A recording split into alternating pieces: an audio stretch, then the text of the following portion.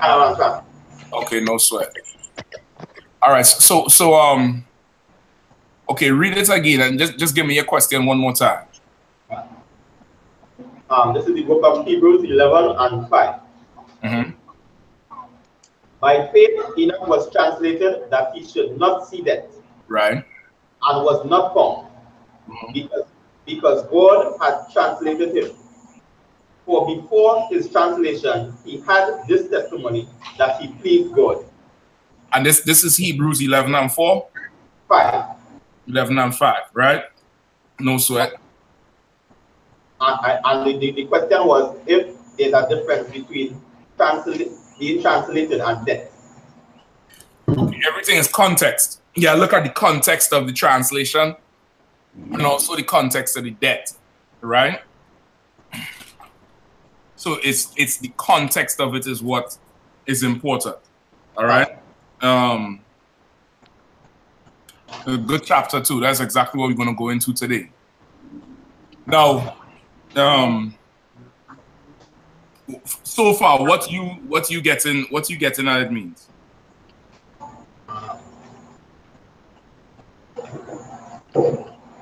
But so far, what I'm gonna getting from it is that it probably have a difference, but I can't explain what the difference is. All right, I get that. But okay, how do you understand it so far?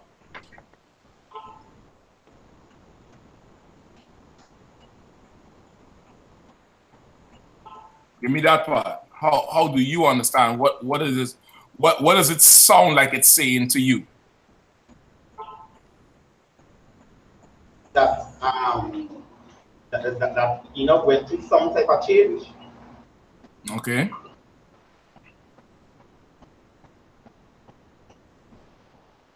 Okay. Anybody else? Yes, Go ahead. To me, the translation seems as though it's never being seen. When you say being seen, what do you mean? Well, basically, we're picking up on the scripture here, it's saying, by faith, Enoch was translated that he should not see death. Which would be some of that drawing from it, speaking about perhaps the second death, and was not found because God had translated him for before his translation. He had this testimony that he pleased God. All right. 1 second. All right. Anybody else? What did the rest of the outcome? They had slavery? Slacker Sean on his way. Slide and rock. He is on the way. Okay. What happened with Sean? He get jammed up? Yeah, he left home 5:30. Right, so yeah. Right. So that guy's on the glass. Okay.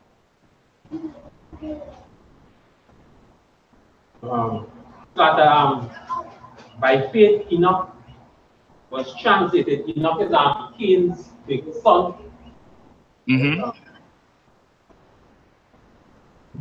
Translated meaning he was changed from an unrighteous person to a righteous person, so that he would not see the Lord's wrath. No, this is not Cain, Abel, Cain. It's Canaan, who is he's a descendant of Seth, right? You remember Cain killed Abel, right? Then Adam and Eve had another son called Seth, right? Seth, from Seth line is that. Hold on 1 second. You have some Shabbaton? Yeah, go ahead. You're probably gonna call me back in a little while. Like I do my class now. All right, no sweat. You have some Shabbaton. Yeah, Seth is another son who they had, right? And okay, the names are similar in Cain's lineage and Seth's lineage. The names are similar, but it's not the same person. If you go Genesis 5, you would see it. Go to Genesis 5 real quick.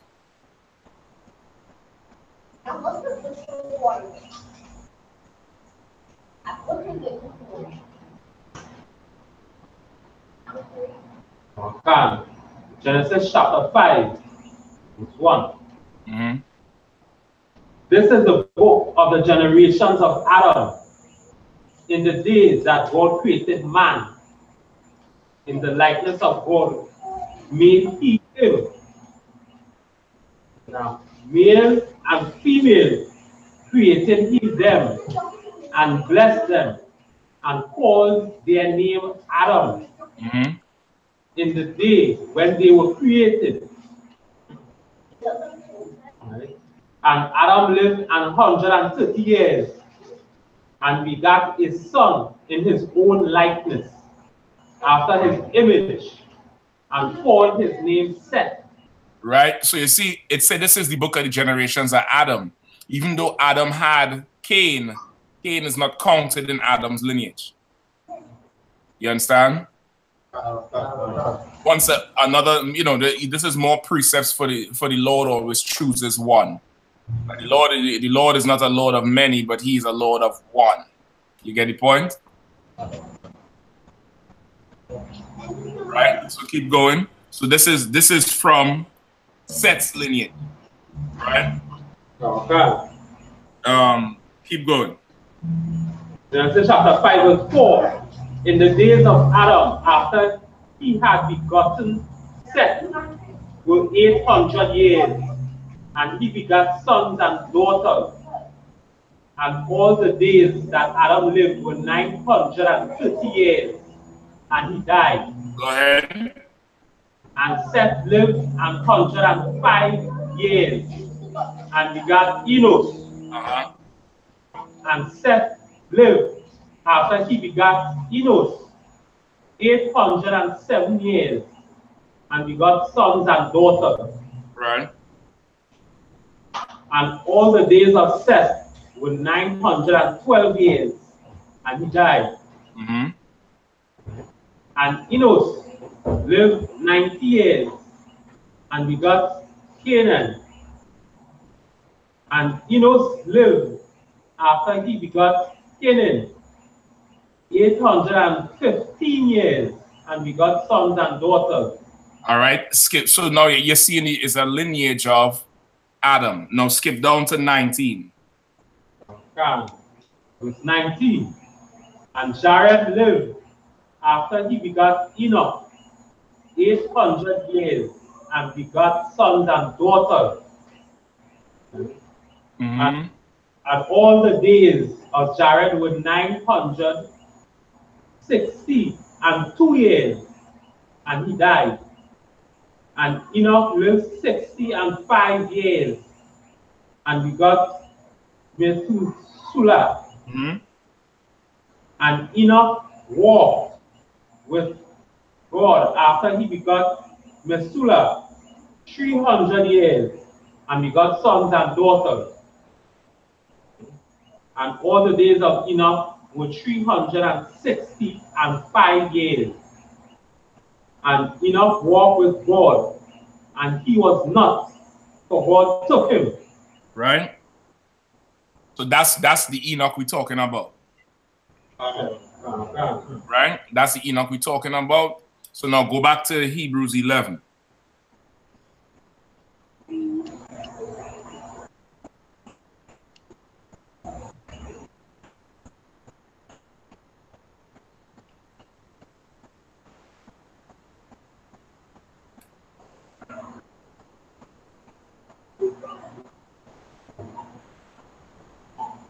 God.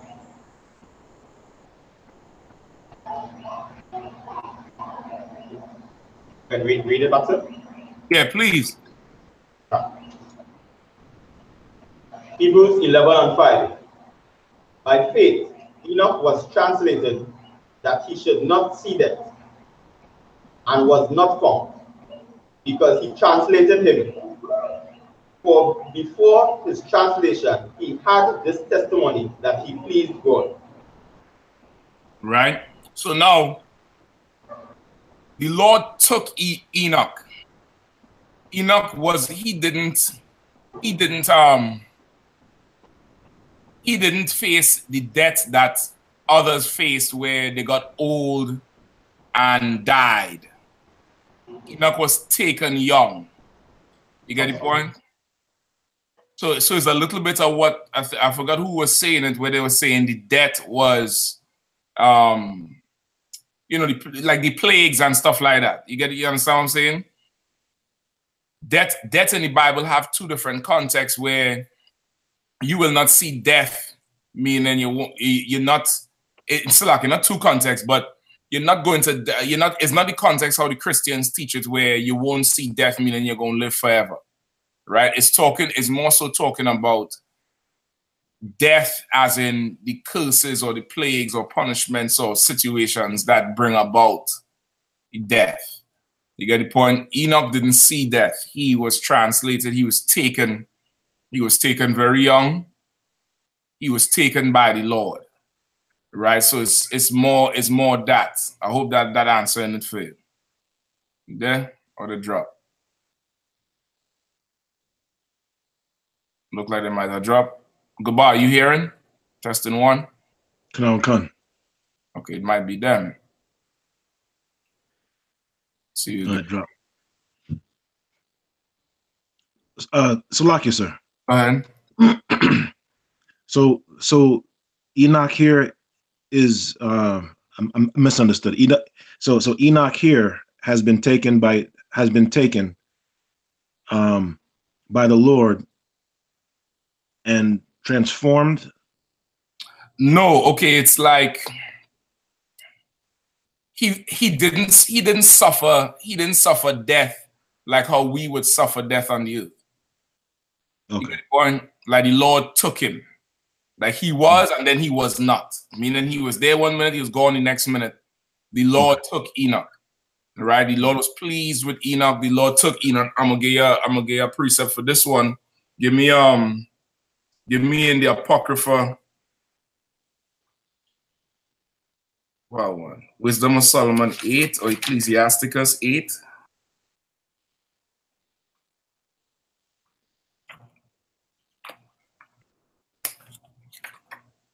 It might be Ecclesiasticus 8.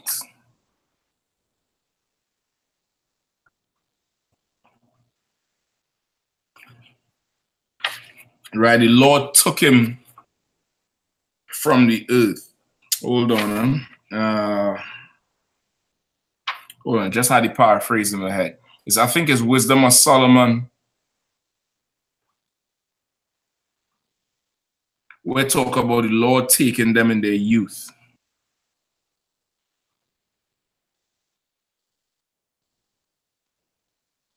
Give me a second, I'm gonna find it for you, all right?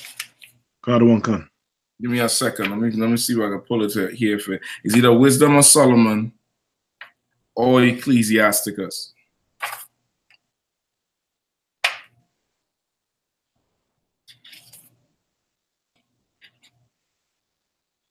Bear with me one.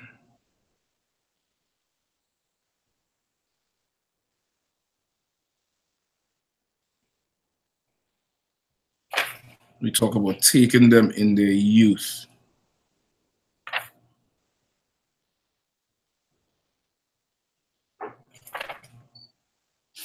Oh boy, I might need some time on this. The exact words escaping me.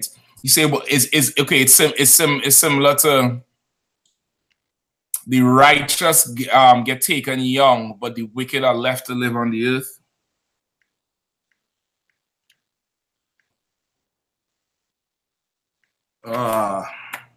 It totally escaped him. I'm gonna find it for you. Shortly, all right? All right, any other questions you had? La, sir. All right, no sweat. I wanted to go into faith with Christians. How do Christians interpret faith? How do they understand faith? Like, what is faith according to them? According to them, faith is supposedly worshiping the Lord, and they like going to church, saying that they're Christian, but not necessarily showing it by works. Okay. Okay. By saying, say that one more time. Like they all say that their faith is talk. Mm-hmm. They say they're Christian. They get dressed up for church. You know, their faith is shown by superficial actions. Okay. Well, okay. What do they think faith is? It's really one thing based on how they believe.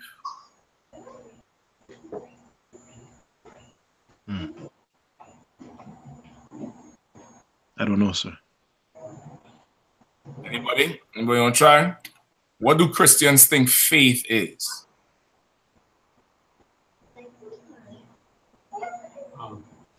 So what Christians just believe faith is believing in Christ. Once you know Christ exists, that is faith. Christian. Okay. Okay. Believing in Christ once they know Christ exists. Anything else? Okay, sir. Go ahead. I think they believe it's a kind of supernatural, kind of spiritual type kind of vibes. Supernatural, spiritual, meaning what? Meaning like, you know,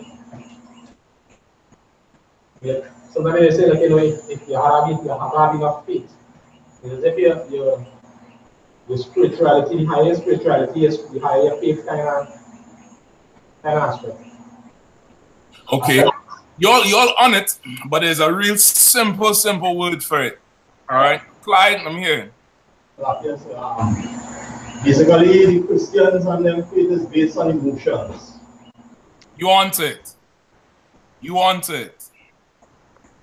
You want it. That's the closest thing I guess so far. Anybody else want to try? Yes, sir. Go ahead. All right. For me, right now, it's based upon what they want.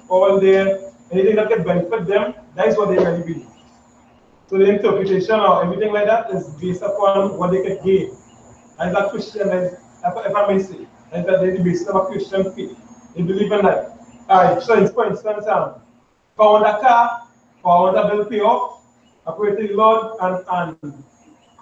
and I worship and I sing and I do all these things that I think is pleasing. And then they believe that they should get it. True. Okay, but there's still something else. That's what you're saying is true, but it's more on what Clyde brought up.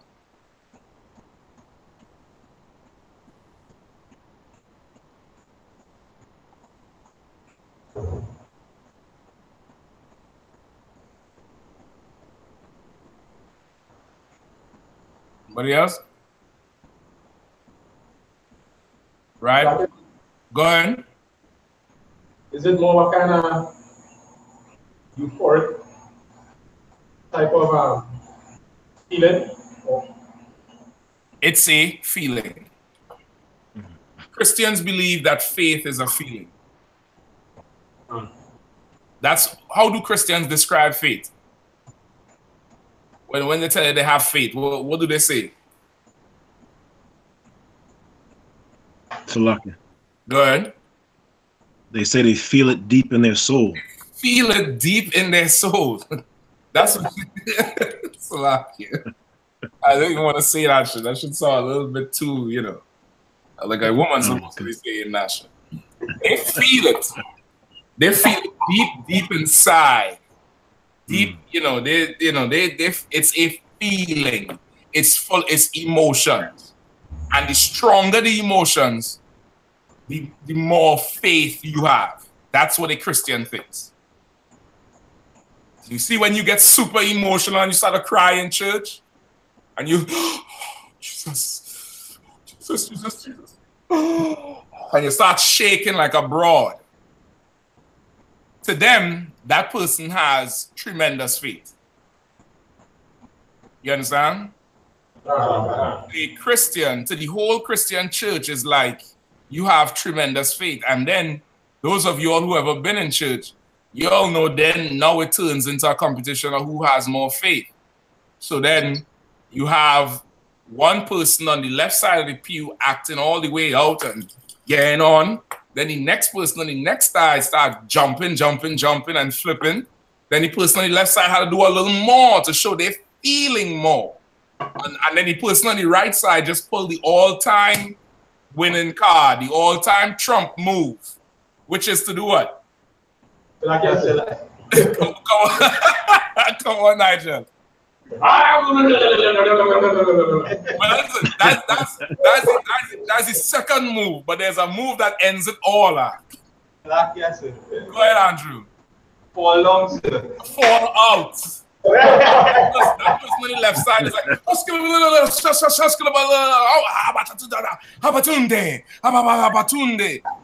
on the right side is, oh, bitch. Oh.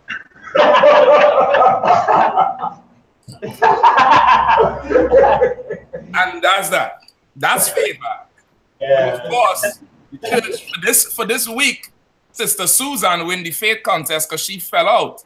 They all had to come over her and fan, pick up her weave, put it back on her head, pull her skirt down because all her damn all the slip underneath showing.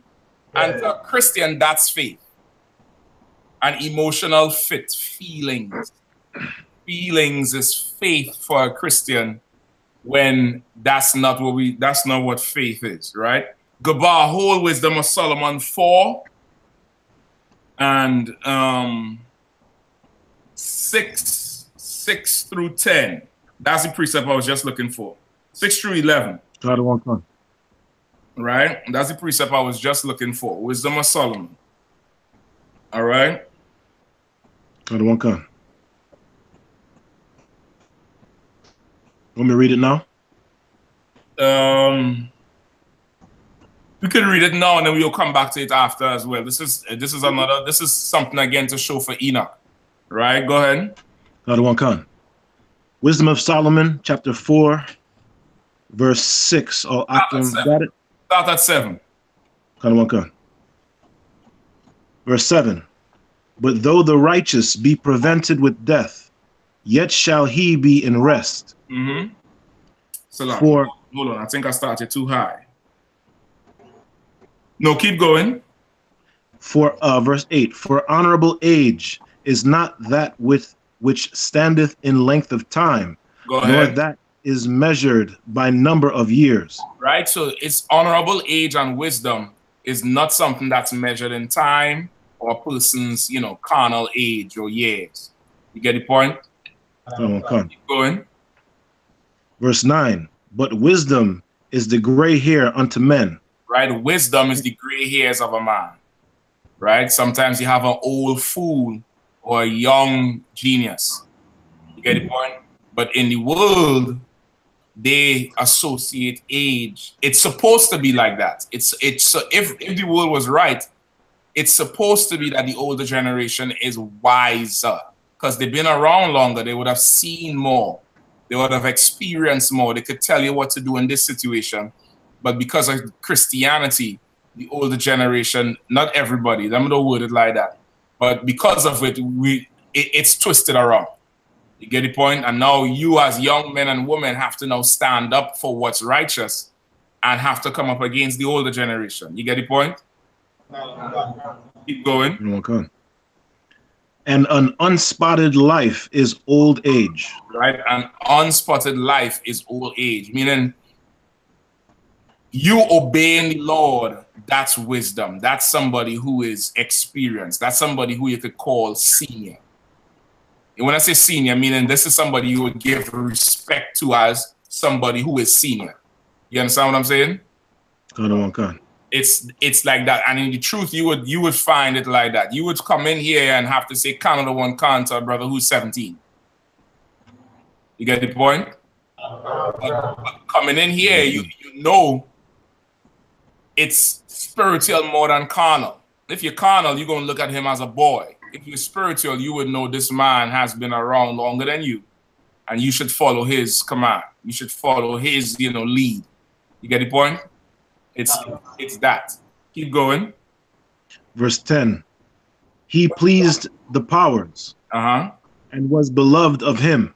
So that that young, wise person pleased the Most High and was loved by the Most High.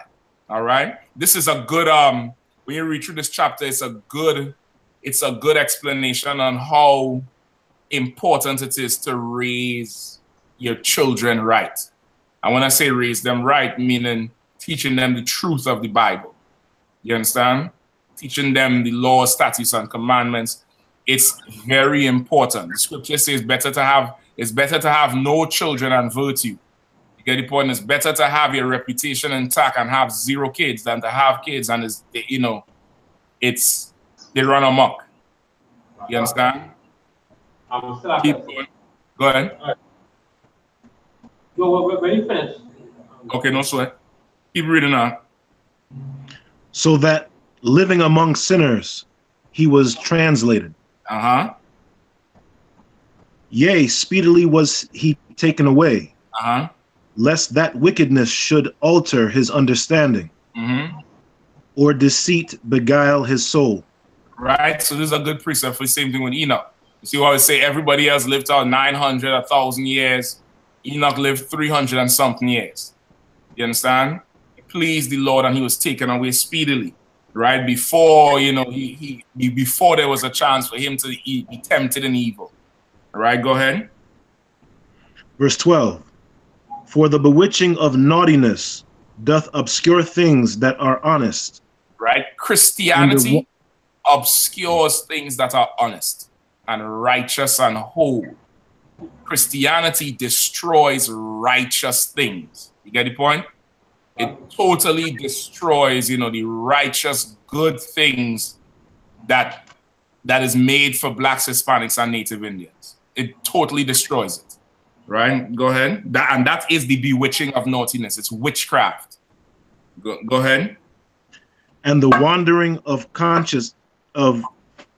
concupiscence doth undermine the simple mind. Right, the wandering of concupiscence. I believe concupiscence is lust. Somebody look it up. I believe it's lust or some sort of seduction. It undermines the simple mind.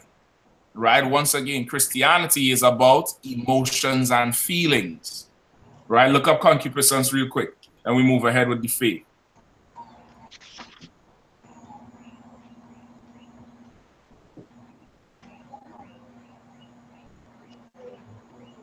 Salakia?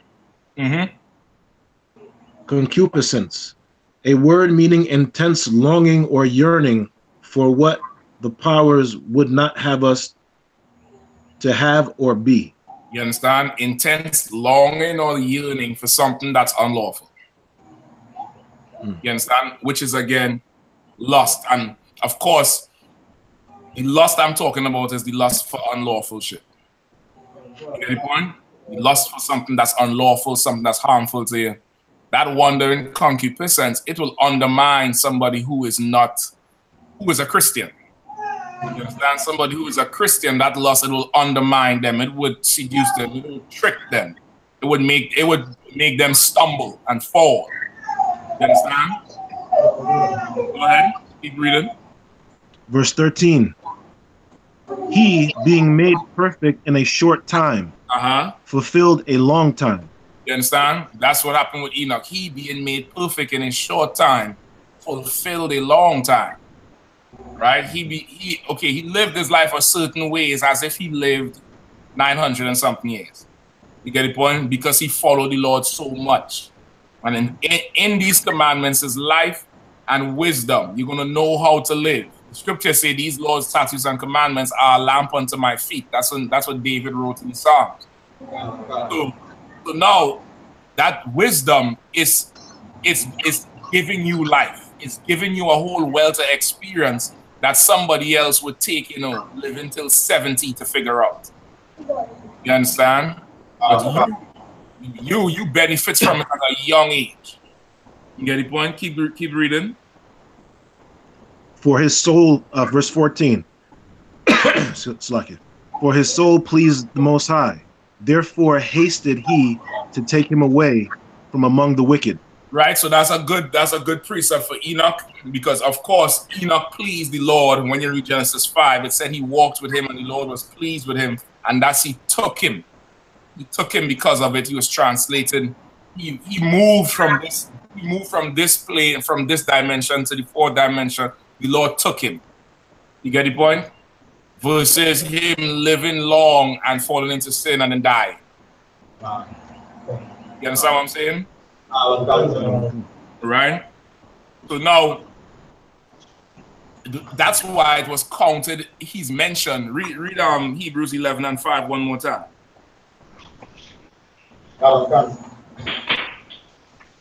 Book of Hebrews, chapter 11 to 5. By faith, it was translated that he should not see death. Right? By faith, he was translated. Not by a feeling. Not by emotions, but by faith. Now, what is faith?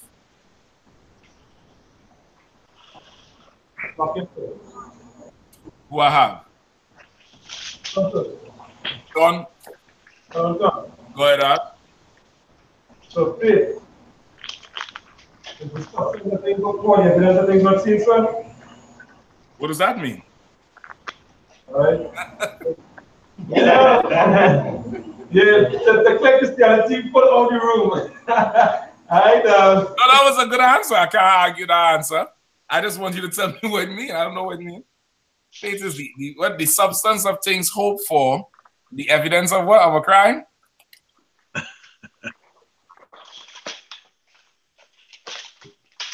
You there? Or they drop? And they drop again. Oh boy.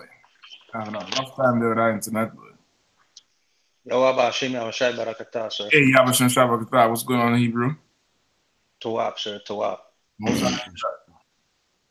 All right. What is faith? The true definition? Mm-hmm. Faith would be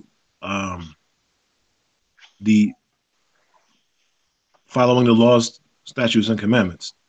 To actually do them. You're right. I'm looking for one word. There's a word I'm definitely looking for it. Mm. You are right. Salakia, sir. Mm-hmm. Go. Brotherhood. That's an example of it, but okay. Something else. Salakia. Go ahead. Discipline. Still something else. Lapayad Yehuda. Faith is your works. Faith is what you do. Oh, okay. That's more the answer I'm looking for. Everything y'all just said was right.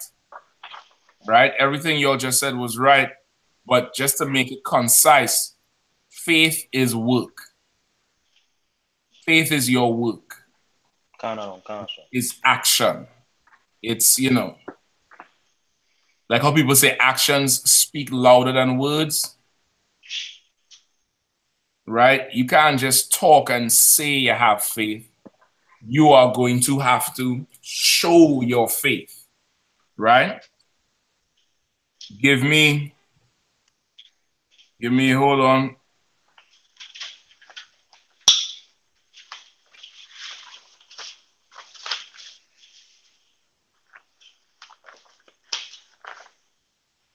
Give me Paul, faith without works is dead. Give me James 2. Give me James chapter 2.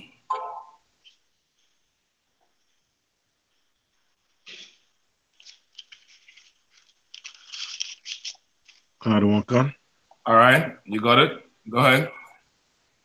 At verse 1, sir. Yeah, let's stop there. We'll skip through it. James chapter 2 and verse 1. My brethren, Have not the faith of our, how should I say that? You can say Lord, you can say Master.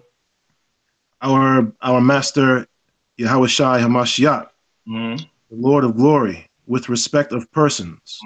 He's saying, have not faith with respect of persons, meaning what?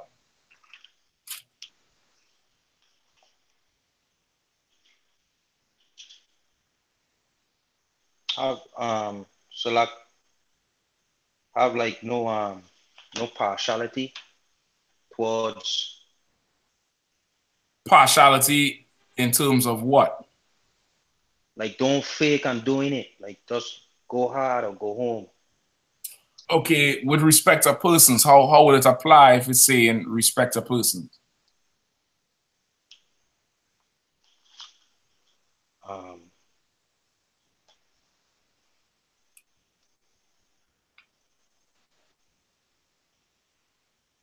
Well, if they're not having integrity, if they're not around. Slightly different. Okay. Salakia. Don't do it. Do it. Don't do it just because. How do I say that? Don't do it just because. Don't do what? Don't do what just because.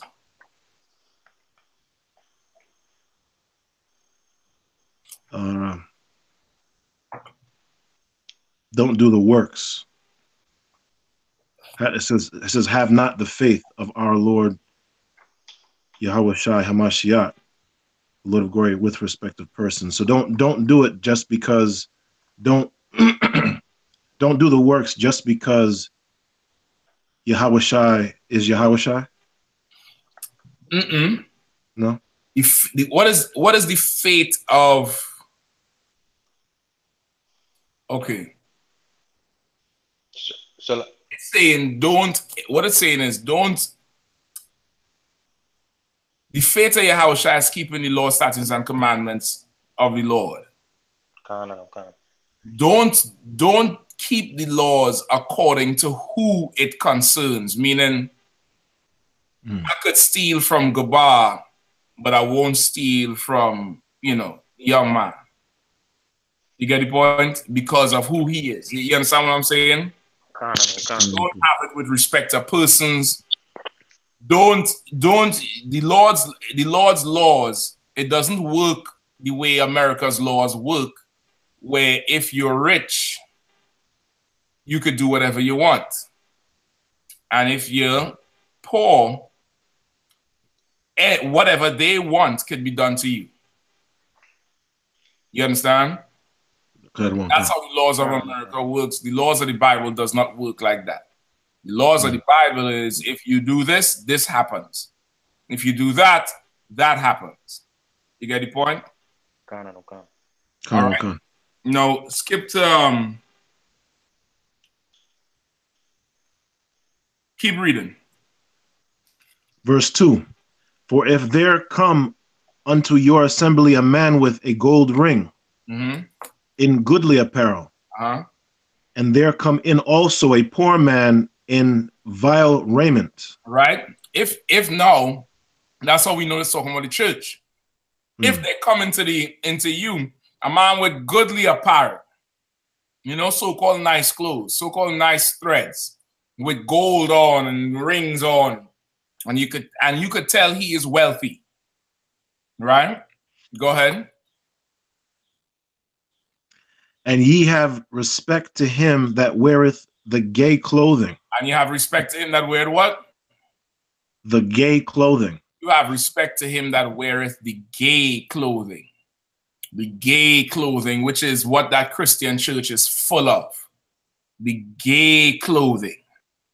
So the men dress fully gay. You get the point? But you respect the man that wears the gay apparel. Keep going. And say unto him, sit thou here in a good place. And say to the poor, stand thou there, or sit here under my footstool. Are ye not then partial in yourselves, and are become judges of evil thoughts? Right. No, you are meeting out.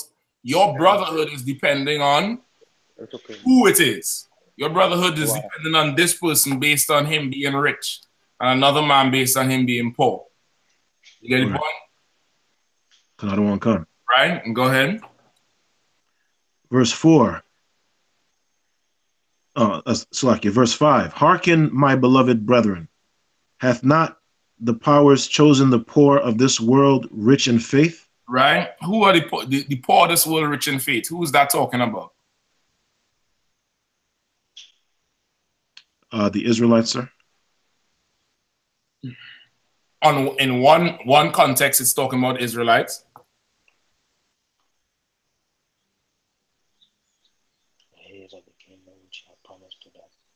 In one context, it's talking about Israelites. But even in the nation of Israel, you have Christians who are not the poor of this world.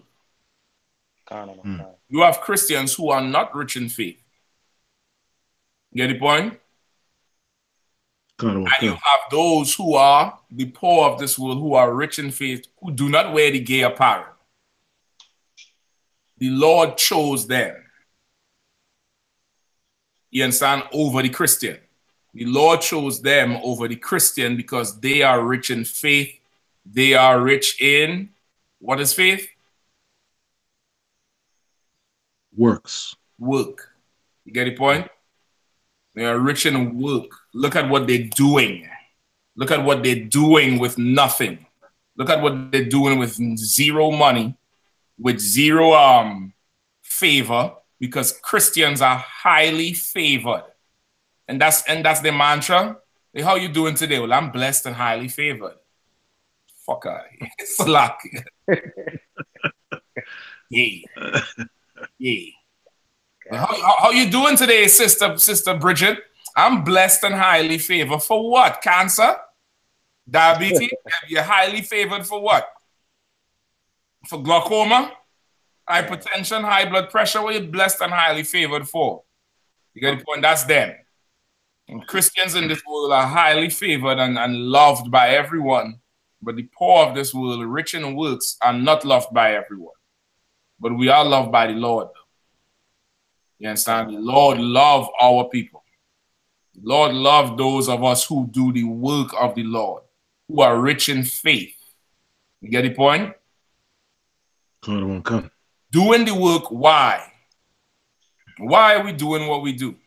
Why do we do what we do?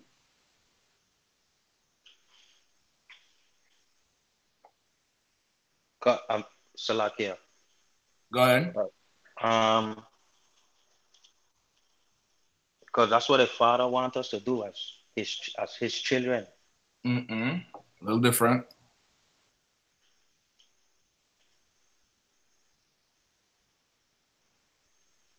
Salakia. Go ahead.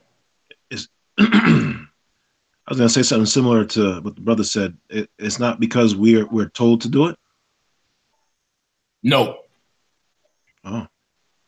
No.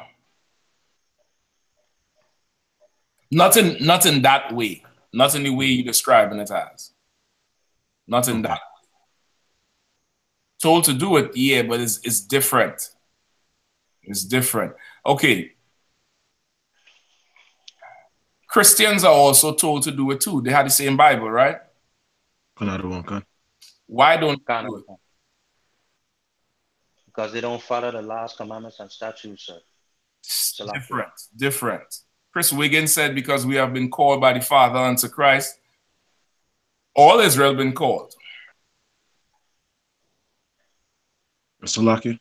They don't have understanding.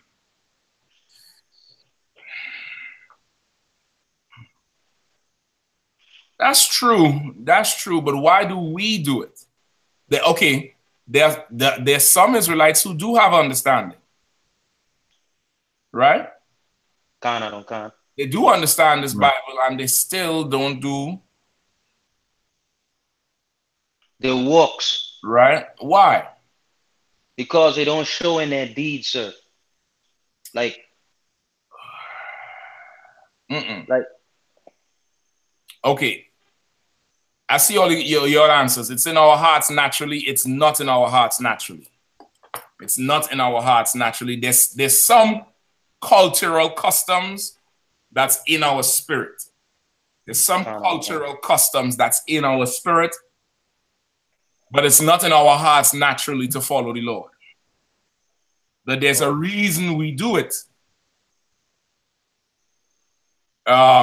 Tyroy, I.S.U.P.K, you're the closest, you're close on it now.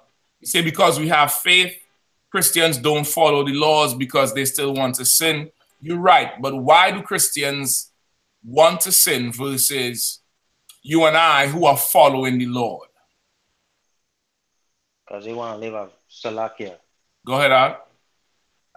I was going to say because they want to live a life, like a lustful life without law. Like they want to live reckless. And that's why I was going to say mainly.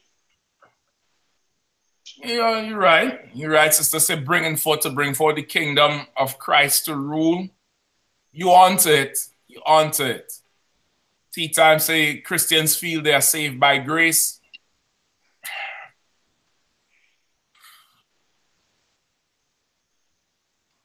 True, but not what I'm looking for.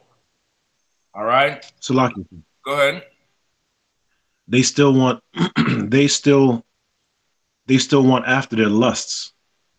That's true. That's the bewitching of what's it read in the Apocrypha? The bewitching of concupiscence or something like that. That's true. Okay, describe what is our faith? It's shown by our deeds, our works, sir. Okay, why we doing our work? Right? Because they hate the Most High. In essence, they do. Okay, but there's something else, and okay, this is what it really is. This is what it really is. If you could get this part, you would really understand the mind of a Christian.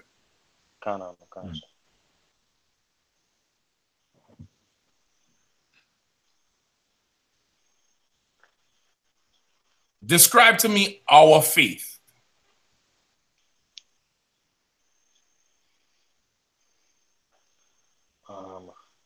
What is our faith?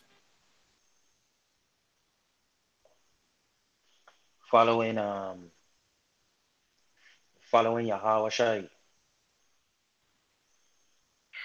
That's true. It's something else though. Something else you're missing. Something else you're missing. Okay.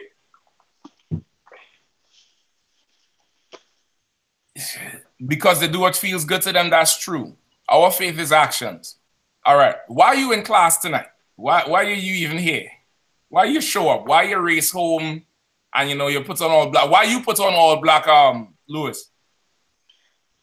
That's part of being coming into the truth.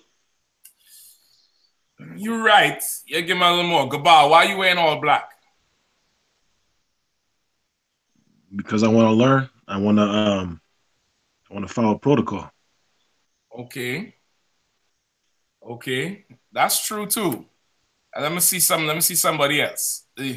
For you sisters, why do you shut your mouth when every inch of your body wants to, act like a Christian bitch in the world? Why do you humble down and shut your mouth and say Salakia, sir, and Canada one car?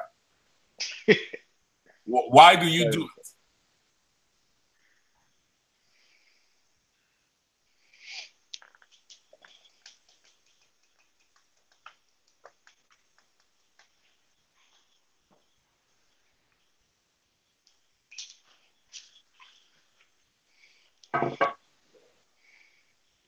Anyone yet? Oh, anybody? Go ahead, Gabal. Because I want the kingdom of heaven. Because you want the kingdom of heaven. So, okay, explain that to me now. I want part in bringing it to earth, I guess to say. You want part in what? I want part in building the kingdom of heaven here on earth. Why?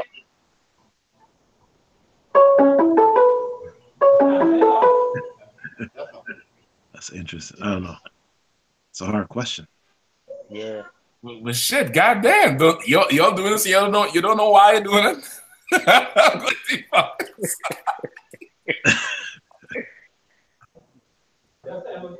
All right, all right, Akim, y'all back. Andrew, y'all back. I hope y'all hearing me. Don't mess with it no more. Y'all straight. I hear you. Okay, this is why y'all doing what you're doing. All right, let me see since the brothers get back. Let me see if one of them could answer. We got one. Got one, you there? Okay, well, it rectified already, so shit, don't do nothing else. Y'all gonna go back off again. The food done cooked. Don't add no more salt. It's finished. It's done. All right. Who else is there? Sean sitting down there? So Who sits in there? Who had slavery today? Oh, no. Clyde. Why are you not at slavery today? Why are you coming here? Because at the end of the day, you had a faith that being here more important in terms of helping your people than the slavery. So you could come out of this situation that we in. You want it. You're onto it, Clyde. You're onto it. Okay, take away the people part. The people part is good. But each man in class right now, each woman in class, why are you here? Why are you in UPK classes Monday through Thursday? Why do you go to the Passover? Is there, okay, Passover is a law, right? Is anybody holding you accountable for missing Passovers? So why are you striving to go to Passover today? Why are you going to be saving up money and going and getting your visa and buying your bus tickets and plane tickets if you're in America and traveling? Why are you doing it? That's what they said. So like, go ahead, Al. Because the Passover is my culture, this is my nation. So I want to be a part of it. Okay. Okay. Okay.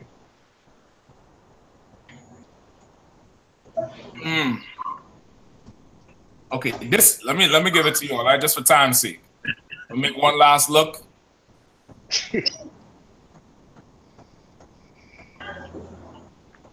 This is why you all are doing what you're doing. This is why we do what we do. According to the law, how many of us, myself included, you brothers and sisters listening, supposed to be dead according to the law? Show of hands.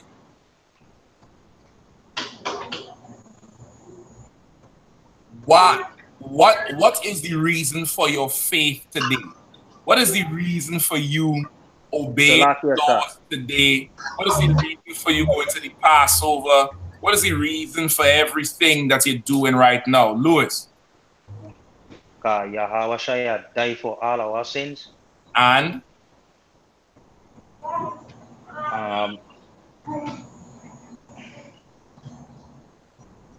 And when sorry, sir, when Yahweh died for our sins, that was the grace that he gave us in order for us to live on and do our works. And this is the works now that we're doing. You're partly there. You're partly there. You're partly there. Go ahead, Al. Because we want life. What do you mean we want life? We want we want to because we were dead because we were sinners. So now we want to follow the laws, follow the statutes and commandments, and live. Okay. I'm gonna help you all out. I'm gonna help you all out, all right? Yes, sir. Before you all start banging a tambourine and going,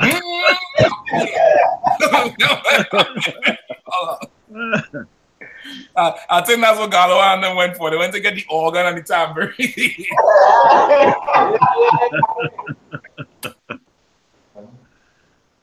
What? Go ahead. Come on, Nigel. Is any promise also made to Abraham? Okay, that's okay. You're going too deep. It's real simple. It's real simple. Relax, relax, Who in back there? Rocky boy. Rocky boy. Go ahead, sir. So that was verse 10, seek the kingdom first, anything else? So what does that mean? Huh? All right, I'm gonna help you all out. I see you're getting ready to dance just now. You're getting ready to get up and start dancing and tambourine. All right. What is Christ coming back to do? Go ahead. Just set the world in order and kill all his enemies. Thank you. Give back in my hand. Christ is coming back to kill his enemies. Who are the enemies of your house? The Edomite, Salakia, sir. That's true. Like. All the nations had put the Hebrews to slavery. That's true. That's true. Clyde? Sinners, sir.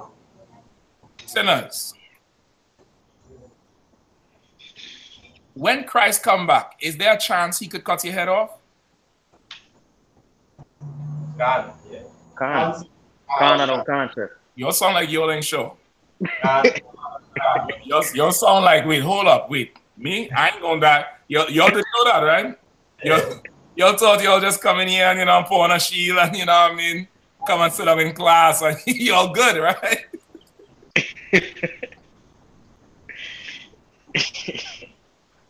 Yeah, Christ can still cut your head off. Can't, sir. Christ can break the sky and you could be like, Shalom, sir, Yabashim Shabakata. All right, nigga. Cut your head off. Beat you down. You understand? So knowing that our king, there's a chance we could be in transgression with our king, we come to class every day to learn how to live in such a way. There's a chance. Come on, who with me? Who mute whatever is going on. Yeah, that was me. No sweat. No sweat. You come to class to learn how to live in this grace period so that you could perfect it. So when Christ returns, you may have done such a good job, he may spare your life. You understand? That's what we believe. That's the faith we have. That's why you're traveling from the top of the island to the north of the island if you got one and Sean. That's why Masimba turned his whole house upside down to bring brothers in who was, who would otherwise be strangers, right? That's why Lewis doing what he doing, Gabar doing what he doing. Everybody, all these brothers and sisters, all these sisters. Why is the brothers' ribs sewing the headpieces for what? She ain't making $1 million off of it. Yeah, she gets nothing off of it. Besides whatever funds we for sure give her for it. But what I'm saying is, what is the motivation for us doing what we doing now? There's none. The world hates it. The slavery ready to fire you the minute you grow your beard. All you sisters, all your whole friends getting ready to drop you the minute you stop wearing them whole shorts and dressing like a hoe and going to the whole club. The minute you start switching, everybody's going to hate you. So why are you doing what you're doing? Because at the end of this, if I ain't play the game right, I could die. Christians have zero faith. They do not believe in Christ. Christians don't believe Christ coming back. Because if they did, they wouldn't be doing what they're doing. Those who believe he coming back don't believe in the Christ of the Bible. They believe in Caesar Borgia Christ, which is some white man coming back to hug and kiss everybody. You understand? And because they don't believe, because they have no faith, they have no work. Understand? There's homeless people sleeping outside the Christian church.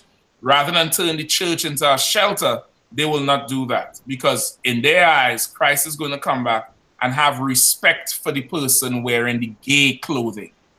You understand? Christ is going to have respect for the rich man and not the poor who are rich in faith. You understand? And that's what they believe. That's why they have no works. If they understood that for every poor, every hungry, every homeless, that's their responsibility, and if they didn't take care of it, that they would be put to death, brother, this world would be different. You understand? The world we live in would be different if Christians really had faith. If Rastafarians had faith, if Muslims really had faith, if they really believed in this book, the entire world would be different. And when I say the world, I'm talking about the world of Israel. And of course, the world of Israel will always change the rest of the earth anyway. You get the point? But Christians absolutely do not believe a goddamn thing in the Bible. That's why they say what? The law is done away with. Christ killed the law. They don't believe you have to keep the law anymore, because why? God ain't gonna kill me for a little piece of pork. You understand? God ain't gonna kill me. God, listen, them homosexuals, Jesus loved me anyway. I was born this way. You get the point? Like they have zero faith. But go ahead. Go ahead. No, it's one of the most favorite lines is used in the Christian church. God know my heart. God know your heart. You understand? God know your heart. Your heart beating and the Lord could stop it. But he don't know your works though. You dig? Faith is works. Skip down to verse 14. I don't want to come. Verse 14. What doth it profit, my brethren, though a man say he hath faith and have not works? Can faith save him? You understand? That's for every Christian. Read it one more time. What doth it profit, my brethren, though a man say he hath faith and have not works? Can faith save him? Exactly. What does it profit you if you just have faith and nothing to show? Listen, that let me get the damn phrase again. Salah. That phrase was so cold we just read in the Apocrypha. Wait, Wisdom of Solomon 4, Gabar? Kadawan Khan 4, 7 through 14. The bewitching of naughtiness. The bewitching of naughtiness. The witchcraft of evil, of sin, which is the Christian church. Let me tell you how foul this Christian church is, right? Most of you brothers familiar with the World Cup. You all watch World Cup, right? How many of you all was crying Friday evening? I know you all was crying. I know you all was sad. You all was sad. Brazil lost. So boo. I see Andrew looking the other way right now. Andrew look and face the wall. He didn't want to see him crying. He probably wearing the Brazil jersey right now under the black. Right? Okay, so recently I watched a YouTube video on Neymar, right? They had Neymar is a Brazilian player, for you all don't know. Right now, I think he's the most expensive player in the world. He has something like $200 million they pay for him. So he apparently when he was young, his family, somebody crashed into their family car, and the car mashed up, and he fly out the car, but he was in the baby seat, and they say he cheated death. And then something else happened to him when he was a teenager. Then the last World Cup, they was playing Colombia and they broke his back. Somebody ran him from behind. He broke a vertebrae. And now he come back again, right? And then they were showing you how the different quotes he would say, right? He would say different quotes like somebody who is afraid to lose. Somebody who is afraid of losing loses the courage to win or to try to win, something like that. Then he would say, never stop believing in yourself. You must always have faith in yourself. So now, with that said, when he talking about having faith in yourself, or LeBron James, right? LeBron James was, you know, losing. They would say, keep the faith up. Don't worry about it. You keep the faith. In that context, what does faith translate to for those two brothers? I'm trying to say, you believe and you can do it. Okay, so then, did Brazil believe they was going to win the last game against Belgium? Perhaps, yeah. Yes, sir. Did they win? No. So did their belief make them win? No. What would have made them win? Strength. Clyde. It works, sir. It works. You see, Andrew leave the room. Andrew going talking about Brazil losing. Andrew had to go and mourn. Go ahead, Andrew. I feel it for you.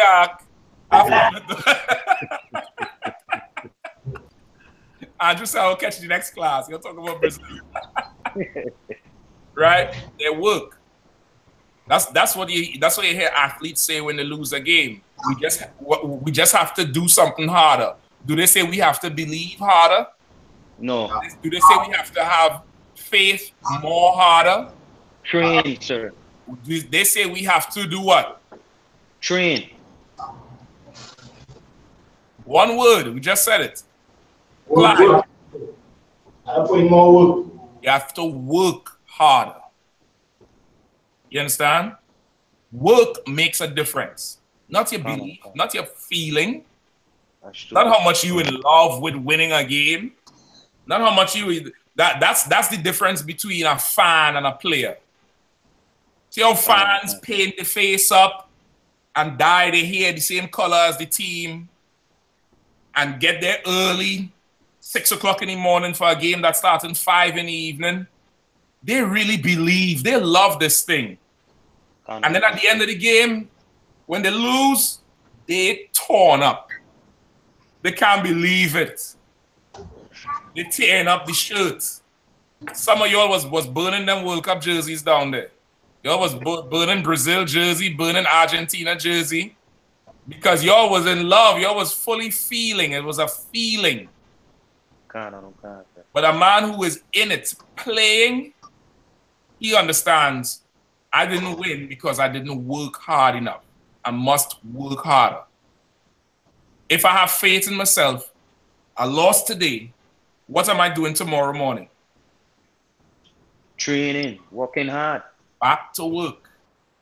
Back to work, yeah. Back on the field, running shuttles, doing, suicides, making, 12-mile, 2-mile circuit, doing steps, running up hills, doing drills with the ball.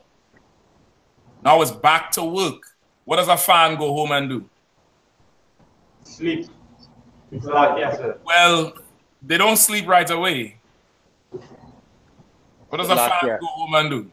He go take some darts and throw it at the number one player he like at the team. The fan go get a picture of the player, light it on fire, go throw darts at the player head, sit down and cry, watch the game over and see, well, what to do here. And he could have done this. And if this person did this, they could have done that. That fan ain't working. Christians are fans. The spectators are. The spectators. They in the stands. And listen, if the fans' feelings hurt enough, what do? If the fans supporting one team and they get their feelings hurt enough, what do the fans do? Come on. They don't follow that team again. Give back him a hand, man. Go ahead, Ak. To what, Ak? Switch teams. What do Christians do the minute they don't like pastor? Go ahead. Change the church. Go to another church.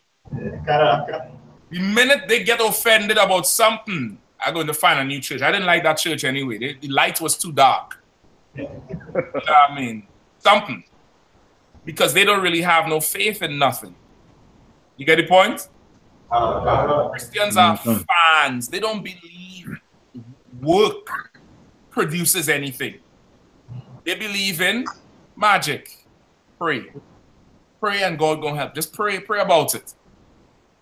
How much stories you hear about Christians saying, I walk up to this house and I prayed for it, pray for it, and claim it in the name of Jesus. Nigga, you either have to go work to get the money to build the house, or build the house you got themselves. You can't just go claim something. You're a lunatic. You're a fan.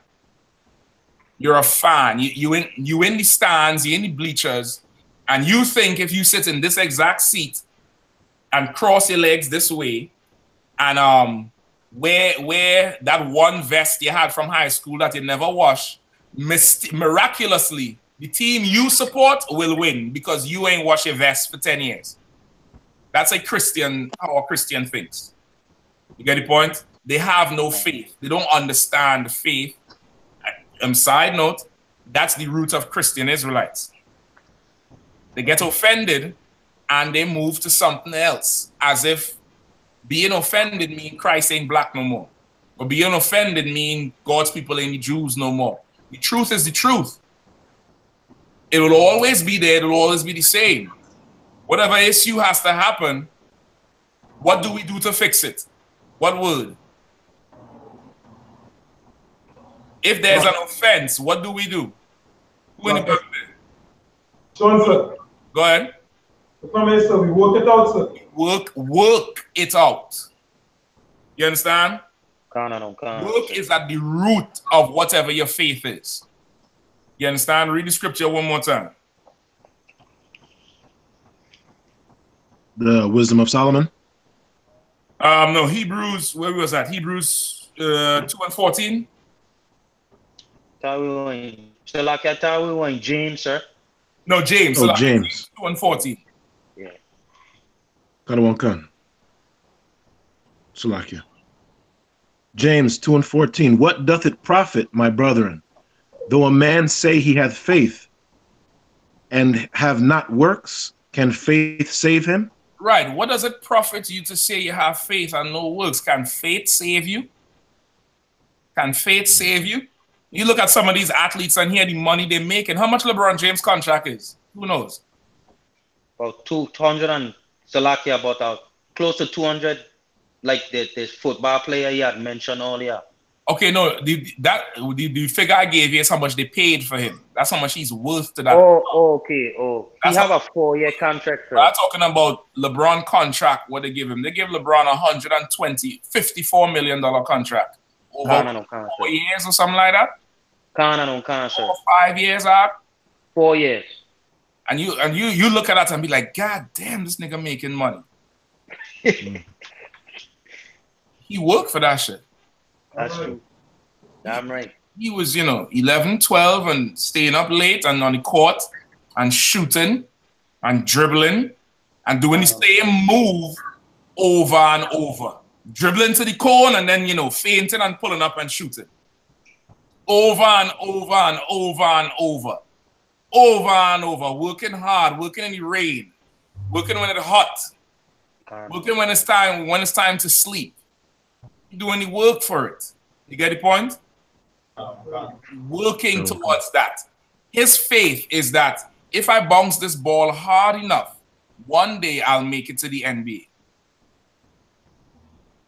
If I run this 40-yard dash fast enough and train over and over to catch this little egg-shaped ball, one day I will make it to the NFL. I'll be in the draft and get a guap fat contract. You understand? Christians do not think like that. You in all black because why you wear all black? Now let me ask the question again. Why you in all black, Gabar? Okay, not now because you Gabar. Before you was Gabar. Why were you in all black? I was putting in work. True. Anybody else? Lewis? Because if you don't wear black for something simple like that, Christ will kill you. No, because when you're black is not a law. Okay. Oh. Right? You don't have to wear it. You don't have to wear all black. Again, you're a hint. Okay. I'm giving you a hint. Somebody else? Go ahead, Sean. Yes, sir. Because we believe this is the requirement it takes to move forward, sir. Because according to the UPK protocol, this is how you want to get to the next step. And you want to get to the next step. So that's why I said, if in the announcement, if any brother wants to be a trooper, to wear all black. You don't have to. But if I see you come into class in all black, I know, okay, this brother wants to come do this. This brother wants to come do this. This brother wants to come do this. Work. If I see you sitting down there in a, you know, Pele and, you know, Jordans and a Chicago Bulls vest, I know you're a fan. I know, you know, no disrespect, you know, I know you come to class, you know, I hope you pay your tithes. And you here and you're going to always help and support. But you and all black boy, I know you could carry some crates. I know to you that is important. I know picking up signs is important to you. I know showing up at camp is important to you, and reading is important to you, and being corrected is important to you. And you're going to take pride in your correction, because after all that, you can become trooper so-and-so. And then you get more work. And after all that work, you get what? More work again. More. That's true. Let me get Galawan. Galawan's the only man right now who could answer this one. After all that work as a trooper, Galawan, what happens? Work. More work again. That's true. More work. Let me help you remember. You get a call saying, brother, you have served rightfully and respectfully. I spoke to the general and he approved for you to get your test to study to become an officer. So now you can do what? Work more. You can do more work. You understand? You can do more work. Now you could go teach. Now you could go raise up brothers. Now you have the authority from the Most High. Now, when somebody say you ain't got faith, Galawan could point at every one of you brothers and say, this is my faith right here. You ask a Christian about his faith, what do they say? It's inside. I feel it inside. I feel it. It's just start touching the self and shaking. Get the point? Right? Faith is not an orgasm vacuum. It's not sexual. But to a Christian, it's woof. See how they start to shake and then woof. That's what's going on there. That's what's going on there. You understand? Let's go back. Let's go back to James quickly. Verse 15, sir. Yeah, keep going. Verse 15. If a brother or sister be naked and destitute of daily food, and one of you say unto them, depart in peace, be ye warmed and filled, notwithstanding ye give them not those things which are needful to the body, what doth it profit? Read that one more time, Mark. And if a brother or sister be naked and destitute of daily food, and one of you say unto them, depart in peace, be ye warmed and filled, notwithstanding ye give them not those things which are needful to the body, what doth it profit? What does that sound like? Like I said. Go ahead. Christian church. Christian church. You go there and ask pastor for something. What pastor say? Go ahead and pray. Don't worry. Go pray about it and it'll be well with you. That's what it said. Depart in peace. Be ye warmed and filled. Don't worry about it. Don't worry about that. Your blood of Jesus cover your blood of Jesus. Don't worry about it. Just believe. Meanwhile, he's sitting on cash, living in a mansion with him and his one daughter, who he always is the town slut. You get the point? That's the Christian church, and it's right here in the Bible because they have no faith. That's what Paul was. That's what Paul bringing out. Go ahead. Who are the hand up? Like Joseph. Like I said. Go ahead. Church, like I say, claim your victory. Say that again. I said the church always like to say, claim your victory. Claim your victory. All that bullshit. I'll claim it my tithes. I'm telling you, go tell Pastor Samson, brother. I'm trying to make that trip soon. But when I see him, I have that book. I know where that book is. My father have the book.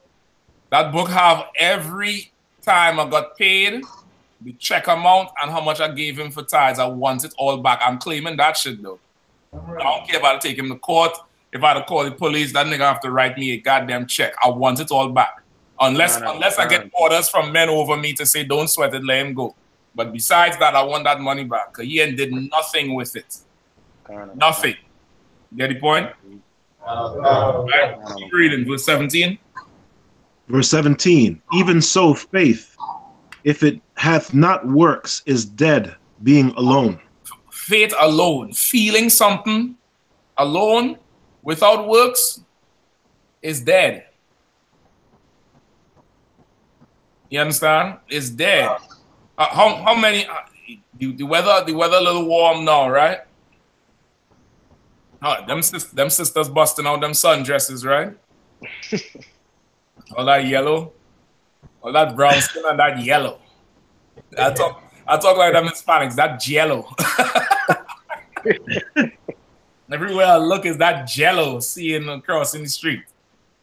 Now, could I have a feeling towards that sister? Yes. Yeah, I could be like, Not real though. Jello. But if I never walk up to her and say, "What's going on, sis? I'm Captain Meshach. I run things around here. Anytime you need something, just tell them you know me." If I never walk up to her and say something, what sense does it make me even be thinking about the broad? What sense does it? What does it do? Not a damn thing, sir. You understand? Faith without works, believing something without doing something, is ridiculous. It doesn't make sense. You understand? It doesn't make sense, and that's the Christian church. Number one, they don't believe in the Bible, but they claim to believe, and they have no work to support it, no action to support it. Faith without works is dead. Keep reading. Verse 18. Yea, a man may say, Thou hast faith, and I have works. Show me thy faith without thy works, and I will show thee my faith by my works. You understand? You can't show me your faith without showing me your work. You understand? You can't show me your faith without showing me what you could work for. You brothers down there, you're familiar with football. You go and play for a football team. The coach would meet you and be like, do you think you could make this team? And you're going to be like, yeah. Does he put you on the starting 11 because you believe you can make the team? What do you have to do after you tell him you believe you could make the team? You got impressing. By doing what? By works, doing your works. Working hard. Now you had to go and show him your work. Now you had to go and show him where all the years of you doing steps and squats and push-ups and ball work. Now you had to display your work. Now you had to go out there and play. Go ahead. I just show him the faith that you have to do the work. Well, how are you showing him the faith? By actually going and playing. And how is playing showing him your work? So like I said, showing him how hungry I want it. It hadn't. So like I said. Go ahead, Simba. By your fruit, sir. Break it down some more. Basically, sir, by when I say the fruits, what you produce. Whatever. Go ahead. Go ahead. What you produce, what? Yeah, I said whatever you may be dealing with, like if it's with the football, you want to show your works by what you produce. By what you produce. Yeah. Now, it's a good thing you use the word produce.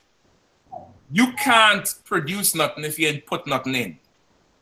So when you take to that field, let's say you are a winger and you running down the wing. If you dead slow, then I know you ain't working on your speed. But if the game start and you blow past the defender down the wing fast, you showing me your faith because it's obvious you've been running. You've been training to run. You've been doing speed work. You get the point? If you go out there and, you know, you every shot on target, you scoring, it's obviously this nigga been working on finishing. He been working on shooting the ball. You get the point? He is showing me his faith. He's showing me his work. He's displaying it. If you're a farmer and you love, you know, watermelon and, you know, pineapple, and you go on TV and you talk about, yeah, I love watermelon, pineapple, and, you know, you start to talk about the vitamins and the nutrients you get from it. And then the people say, well, show us, you start recommending pineapple and watermelon to people because it's good in this and good in that and blah, blah, blah. You say, well, listen, do you have any for us here today? No, why not? Because I just believed in pineapple. I didn't actually go plant none. You understand? You didn't actually go do work to now bring forth your fruit. You get the point? Even a farmer, when you put seed into the ground, you putting seed into the ground. Why? Because you believe if I plant this and water it, you have faith that if I do this work, it's going to produce. It's a real simple, like the Bible is so simple. But once again, Christians, hold on, I keep forgetting the damn phrase. What's the phrase? Hold on. The bewitching of naughtiness. The bewitching of naughtiness. Christians done twist the whole thing up where you don't understand. We don't understand simple concepts. You going out and plant a field with crops. And what are you going to plant that field for? Don't worry, I have faith. I'm going to make some money here. Why? You're planting the field, you're watering it, you're making sure no parasites come. It's going to grow. You're halfway through the damn harvest season, you done start to tell everybody, listen, I have a whole field, a whole acre of melon. You're putting your orders now. You're doing all that because you have faith this will happen. Well, you're waking up every morning to go tented because you have faith it will happen. A Christian, you don't have no faith. They don't have none. You understand? They don't have no works. They don't understand it. Now, Galwan, give me the questions you had on the faith. That was the background of the faith. There's a lot and there's so much other faith scriptures. That was the background on it. Now, give me them questions that you had asked me about before. Matthew chapter 15, verse 28. All right. Salaki, hold on. Tyra I.S.U.P.K. to water. Chris Wiggins to water. Give me verse 19. 19, there's still goodbye. 19. Thou believest that there is one power. Thou dost well. The devils also believe and tremble. You understand? You believe that you believe in God. You do well to believe in God. That's what Christian says, right? But I believe with all my heart, and they're always squeezing their eye like if it's so hard. Like somehow the thought, the belief make their, you know, it's like, you know, living with, I believe. They believe with all their heart and mind that there's one God, no problem. Satan also does believe too. And because Satan believes in God, what does he do? Obey. He's scared. Give me the word. You know. Go ahead, Sean. Believe. Satan believes in God, so he does the works that the Most High goes and works. That's right. Oh, okay. You understand? He works. Read the scripture one more time. Gabar 19. Thou believest that there is one power. Thou dost well. The devils also believe and tremble. Satan also believes, and he trembles. Salakia, sir. The feed is going in and out for me. Salakia, you're not hearing too well? I don't know if you can hear me. I'm hearing you fine. You hearing me? Somewhat choppy. Okay, no sweat. You want to hang up and let me call you back again?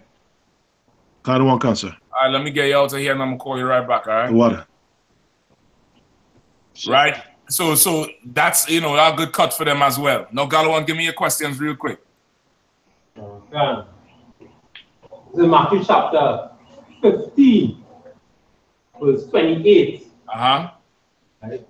Then Yahushua answered and said unto her, O woman, great is thy faith, be it unto thee, even as thou wilt. Right? So this is the heathen who came to Yahushua to have her daughter healed, right? Okay. Let's skip up a little bit. 15 and 24. 15, 23. Go ahead. Right. Verse 22. And behold, a woman of Canaan came out of the same coast and cried unto him, saying, Have mercy on you, Lord, thou son of David. My daughter is grievously vexed with a devil. But he answered her not a word. And his disciples came and besought him, right? saying, He answered her not a word. He did not answer her at all. Some heathen come up saying something. Christ ain't paying that bitch no mind. Right? Keep going. And his disciples came and besought him, saying, Send her away, for she cried after us. Mm-hmm. But he answered and said, I am not sent, but unto the lost sheep of the house of Israel. Right? So the disciples come to your house and saying, Salakia, sir, this woman here, she bothering us, man. Just deal with her real quick so she could stop bothering us. He's like, listen, man, I ain't sent but only unto the lost sheep of the house of Israel. That's the only person, that's the only people I'm sent to. I ain't here for this broad. Right? Keep reading. Verse 25. Then came she and worshipped him, saying, Lord, help me. Right? Then came she and did what? She worshipped him. Describe that for me now. Like I said, Go ahead, Nigel. she put in the work. She did some work. She did some action. What did she do? Like I said, she showed them that she understood her position. Okay, she ain't say nothing yet. She ain't say that part yet. That one. Then came she and worshipped him, saying, Lord, help me. Mm-hmm. Salakia, sir. Go ahead. I was going to say, basically, she gave Christ a boot kiss. Damn, yeah. Yeah. She came and submitted herself and bowed down. She worshipped him. Oh, wonderful King of Israel, and heard of all your works. You are the greatest man to ever walk the face of the earth. You get the point? She starts spilling it. You are the real king. I know your power. I know your, she came down and worshipped him. You understand? Go ahead. But he answered and said, It is not meet to take the children's bread and cast it to the dogs. Right? He turned around now and said, listen, I hear all you're saying and you're right, but it's not good for me to take what belongs to the children of Israel and give it to the dogs. It's not good. It's not meat. When I say it's not meat, meat is old Quaker English for good. It's not a good thing for me to take the blessings and the power, the spiritual power I don't have, and that's meant for the children of Israel, and give it to the dogs. You get the point? It's not good for me to take that. I have a certain amount of power. I can't waste it. You know what I mean? I can't waste it. This power I have here is for the 12 tribes. I can't waste it on you. It's not good for me to do that and cast it to dogs. So now, who is the children? Yes, sir. Go ahead, Sean. It's all 12 tribes of Israel, sir. 12 tribes of Israel is the children. Who is the dogs? The Edomite. The Esau. Raise your hand. All right? Sorry, sir. Don't sweat. Right? The dogs are the heathen. In particular, this heathen woman, and it is dogs, so it's plural. This heathen woman and her race. You understand? And her people. You get the point? Because she's asking, she coming to him and asking for her daughter. He could have said, it's not good for me to take the children's bread and give it to a dog, which could mean, you know, because your character makes you a dog. Well, he said dogs, meaning the only thing that could make it dogs plural is that he's talking about you and your kind. You and your people. You and yours. You get the point? All right, keep going.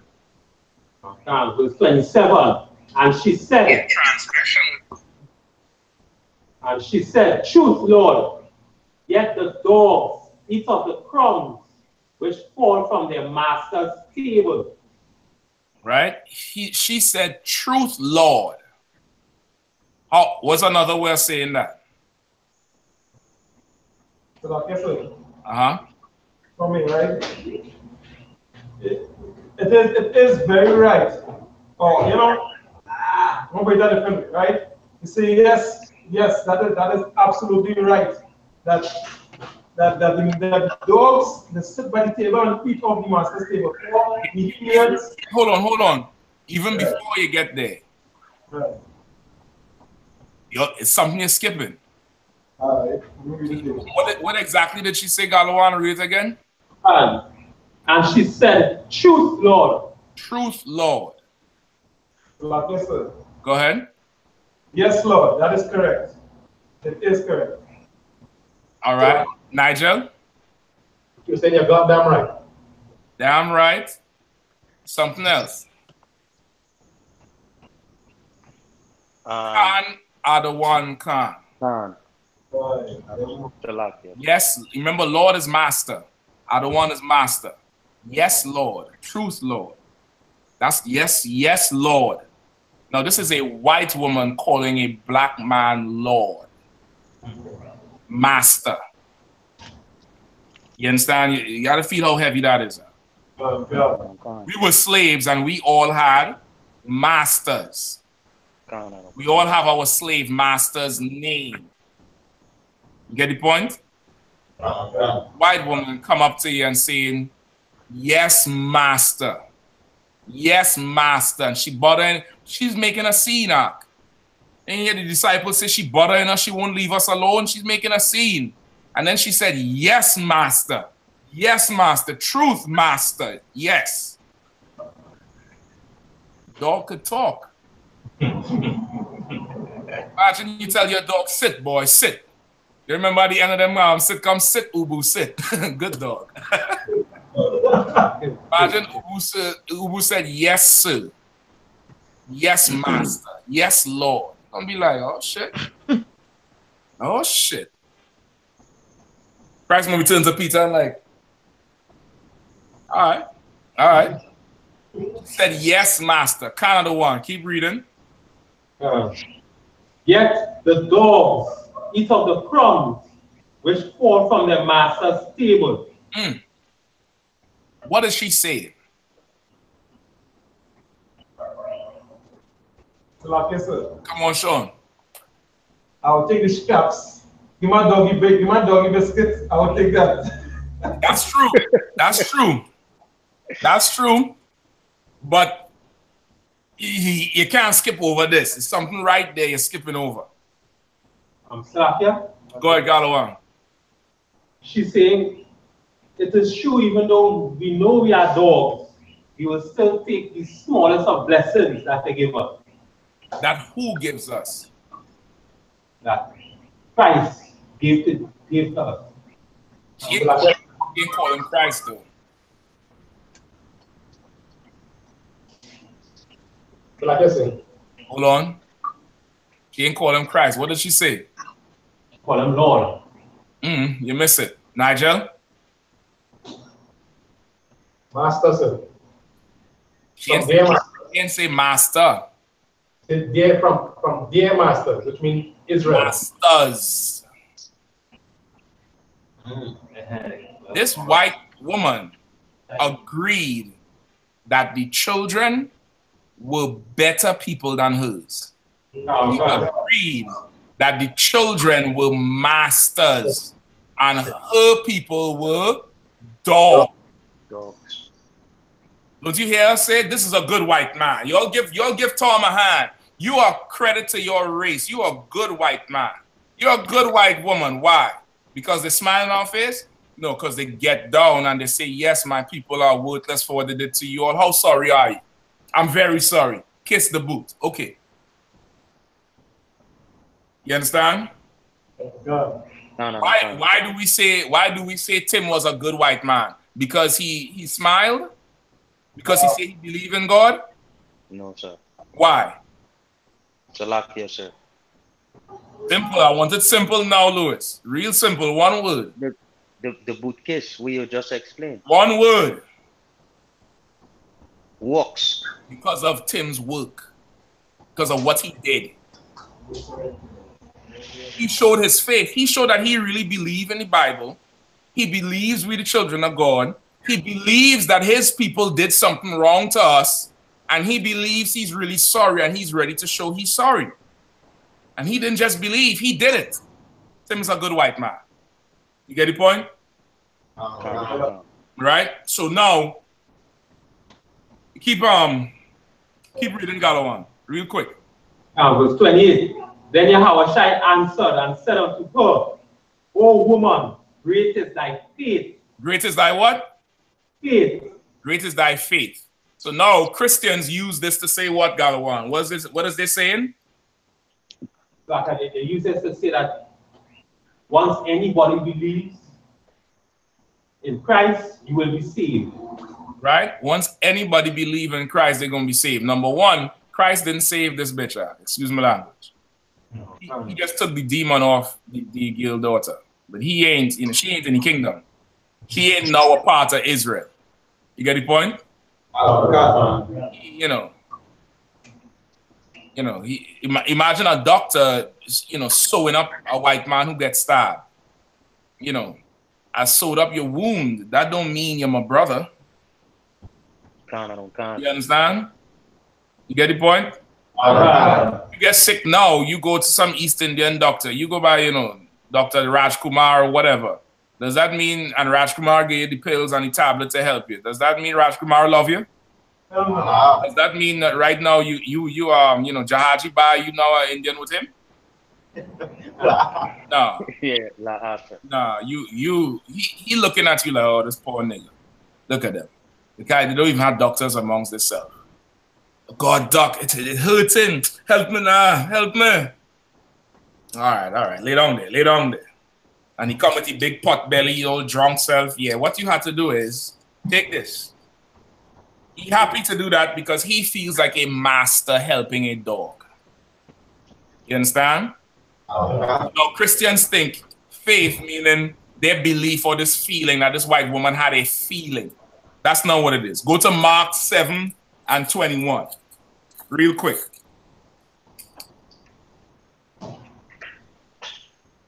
Right, Mark 7 and 21, it's the same account, it's the same story.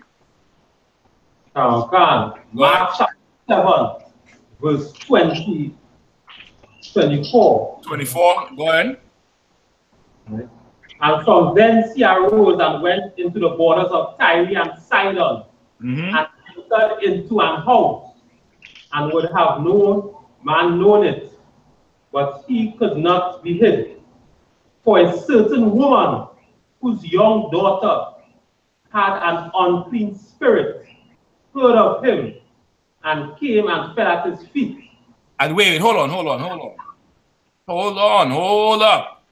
Christians like to say, well, if a white man believe he could do this, what does a white man have to do to show he believes, Galawan? He has to fall at their feet. He has to fall at my feet. What does a Chinese man have to do to believe it? To show he believes? Fall at their feet and worship. He had to worship. That's what it is. When it says worship in the other scripture, This bitch went and fell at his feet, brother. And that's a glorious thing. It's a glorious, glorious thing. Few men ever get to experience it. I count myself truly blessed by the Lord to have experienced it. Right? To have experienced the shit, to have done it, to have just said, get down on your knees, and they get down. It's a glorious thing, and you brothers going to experience it too. You understand? But these heathens is going to come and bow down. I can't wait for the day East Indian kiss my boots. Oh boy, ooh wee. Ooh wee, brother. He going to be in charge of all the Indian slaves. I'm telling you straight up. He's going to be in charge. That's the Curry Connect. Niggas be having the plug. The plug. That man going to be the plug. He going to be getting all the curry, all the gira, all the masala. You get the point? That's it. You understand? They have to fall at their feet and worship and pay tribute and beg honor and respect. Why are you begging, and why are you begging and doing what you're doing? Why? Why did this woman fall at her feet and beg and worship? Why did she do it? Yes, sir. Go ahead. Well, she feel ashamed for what her people do, so she feel, no. Not in this country. I'm talking about the woman here with your house shot. Like I said. Go ahead. She knew that there was no one else to help her. Yes. I'm going to say it a little different way. If she didn't do this work, her daughter would die. Oh, okay. Can't, sir. You understand? You're right when you said there was no one else to help her. But she knew, she had faith, meaning she believed. Okay, remember what it said in the beginning? Christ went into this house and he asked that nobody know he there because he couldn't even hide himself from the people. And this woman find out that he dead and come up, making a seed, and she needs to see him, And when she see him, brother, she fell at her feet. She left home. Her faith made her travel. She met the disciples. The disciples like, go from here now, woman. Nobody want to talk to you. She still come around. They talked, she went to Christ. Christ ignored her first. Remember? Ignored her. Did that stop her? What did she say to herself? I must just believe. I must have a feeling. What did she say to herself? She must show up. Yes, sir. Go ahead. She must walk. She must do a little more work. She had to work harder. Get down on her knees and say, yes, Lord. Yes, Master. You worship him, O King of Israel. You're the best on the earth. You're the best man to ever walk the face of the earth. They don't understand. You're the real Jew. You did this, you did that. She started worshiping him. Because what does she believe? Sean? She believed that definitely that she would get this thing done, Father. If she does this hard enough, her daughter will live. Christians have no faith. White woman had more faith than T.D. Jakes. White woman has more faith than Creflo Dollar. This white woman has more faith than, coffee. Yeah, than coffee. Coffee. I'll forget about damn coffee. Right? Go ahead. Verse 26.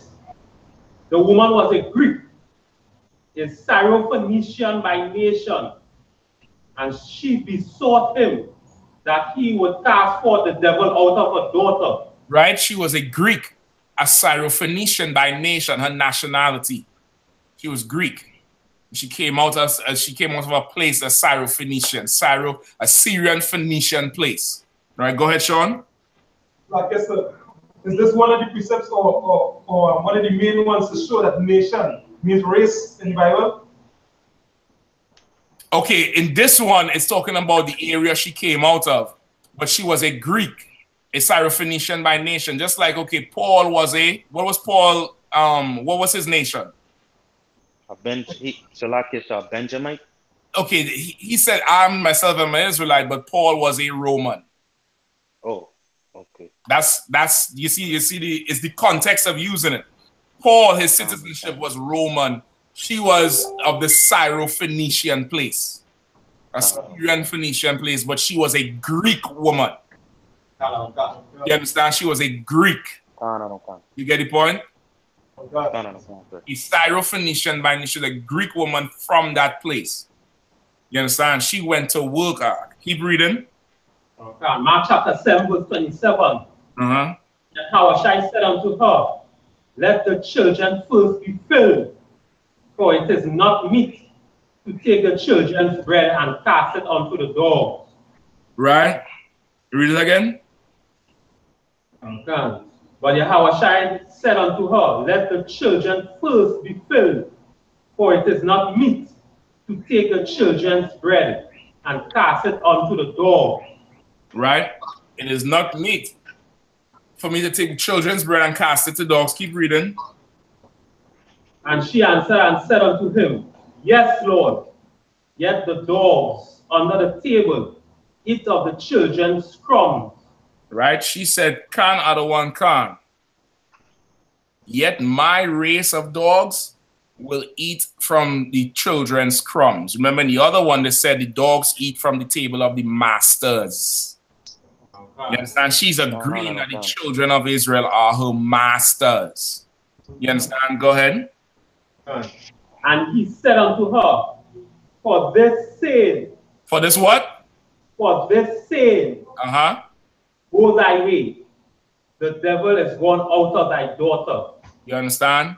Christ healed her daughter because of what she did, what she said, how she came correct. It was her action. That was her faith. The faith she showed was her actions. Now she came and bowed herself down and became submissive to him and worshipped him. Christ was impressed.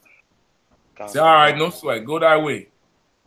Devil is gone from your daughter, no problem. You agree you're a dog, that's good. That's all you can do. You understand? So this is a heathen doing work that they could do. Israel, there's a certain work Israel have to do. Put it back there, Sean. Yes, sir. Go ahead. Yes, sir. So on this note, right, is a sickness or a plague, a devil or a demon in somebody? Every affliction is if there's evil in the city, know that I have done it. Right? Every affliction is the Lord controlling it. Sometimes you get a cold, you just get a cold. Sometimes you get shot. You get the point? It's the Lord in control. It's, the scripture says a bird can't fall out of the sky unless the Lord order it. If you're dealing with something, you could pray for the Lord to take that demon off you, to take that plague off you. You understand? You could pray to the Lord to, you know, remove it. You get the point? But praying to the Lord alone is dead. You're not going to have to come and do work. You're not going to have to build up such a reputation doing work that when the angels give the Lord the report on you, he could see all the work you're doing for him and he will know, look at what this brother doing. If I call off that demon, he'll do more work. Call back that demon. Relieve that brother of that affliction. Or he might just leave you with the affliction and require more work of you. You understand? Either way is work. You understand? You get me? Got one. That was it. You had one more question on the faith or something else? Yeah, something else different. All right. So now you understand. Her faith was what she said. That's why Christ said, for thy saying. Her faith was what she said. And of course, what she said is her action because of who she was. You understand? She was a Greek, a white woman coming to the ghetto in Jerusalem to get down on her feet and worship this man. You understand? That's because of that. All right? That's the faith. Christians don't understand it because they think you could just, you know, believe and feel everything. And, you know, that's that. It's work. All right? Give me the next question real quick. Yeah, those Christian camps GMS. Judges 21, and see that is put that you could read from Judges 21 and 20. All right, let me just read it. Okay, yeah, go ahead. Judges chapter 21, verse 20. Therefore they commanded the children of Benjamin, go and lie and wait in the vineyards and see. And behold, if the daughters of Shiloh come out to dance in dances, then come ye out of the vineyard and catch you, every man his wife of the daughters of Shiloh, and go to the land of Benjamin. That is scripture that they used to say. Of course, to some devil, if you tell a white man, yeah, just go to that club, and any girl that come in that door, go ahead and grab one up.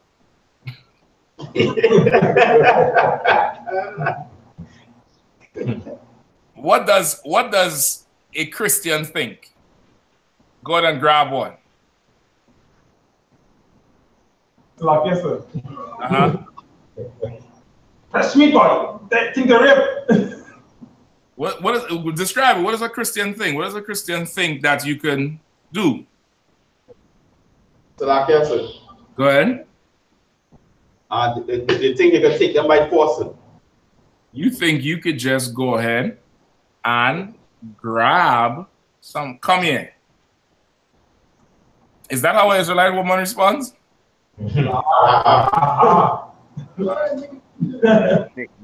No, you know who have game and who don't got no game. You understand? You want Israelite woman to respond to you, brother? Take a shower. Put oil in that beard. Brush that beard down, let that shit glisten. Get you one of these bad headpieces here from your Gawa. Yeah.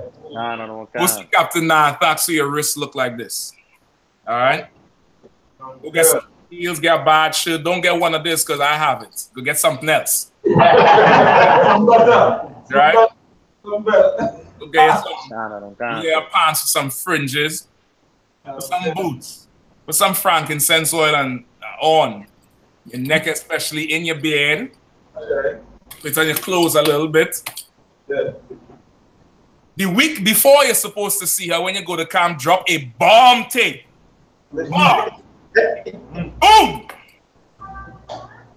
And then show up at, the cookout or, the Passover, whatever. Just walk in the room and just walk past her. Just let her smell that frankincense off her. Watch your headpiece. Watch him. You know what I mean?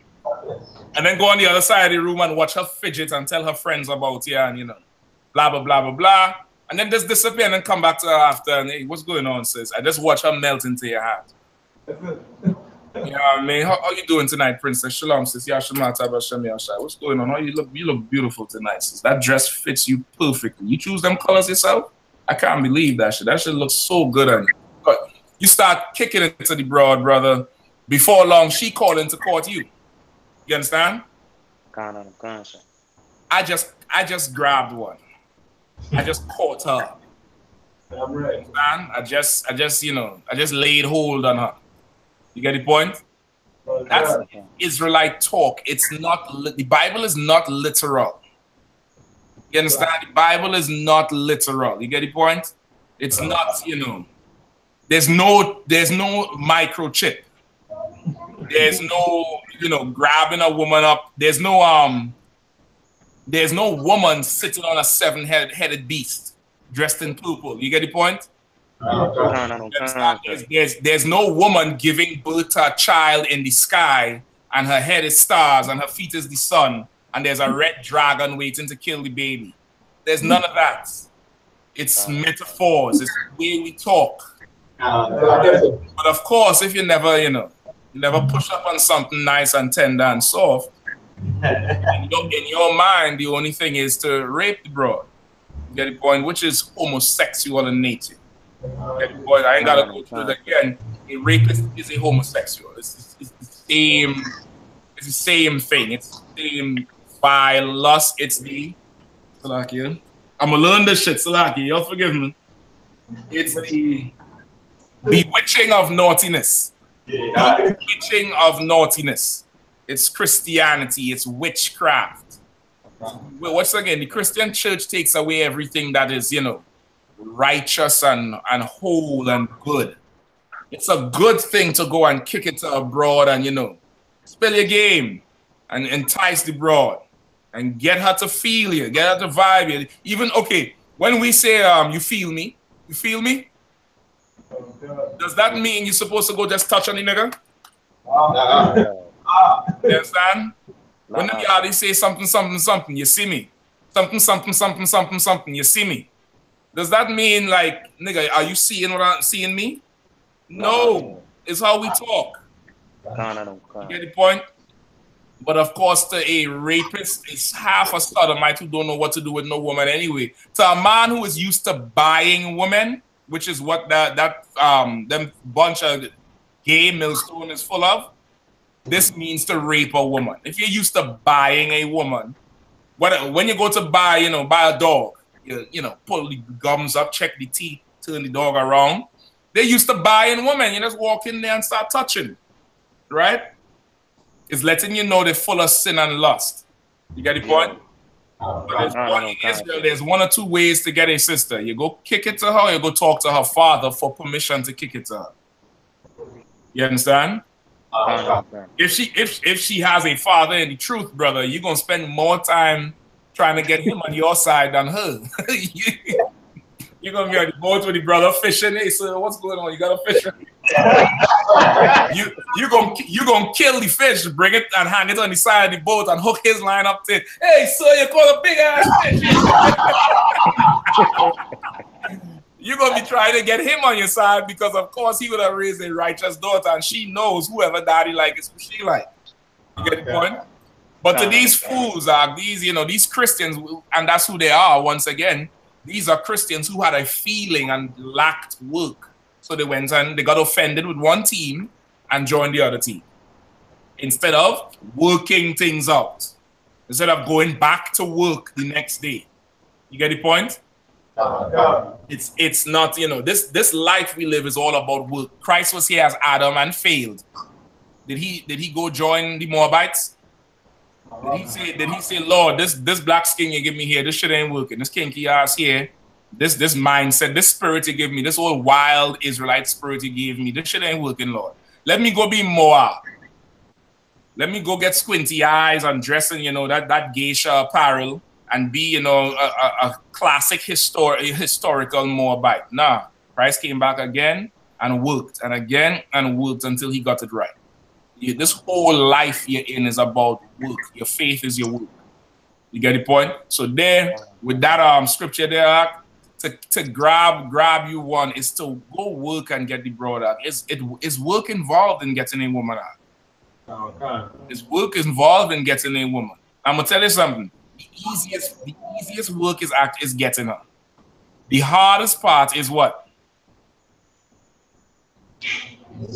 The hardest part is keeping it broad. Okay. You understand? The easy part is getting her. That's the easy part. Even in the world, the easy part is getting it broad. The hard part is keeping her. In the UPK, it's a little bit harder to get her, but still, that 6 months to a year courtship is over. Now you have to work to keep her. Yes, these sisters in here, they ain't slow in her. They play the role for the year, brother. And of course, now you done married her. You have her for life. Now she go mask off. Mask off. Mask off. What's he gonna do?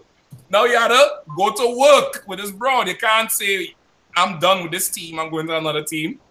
You know what I mean? You gotta get her back in order. You get the point? That's what it is for the hold on.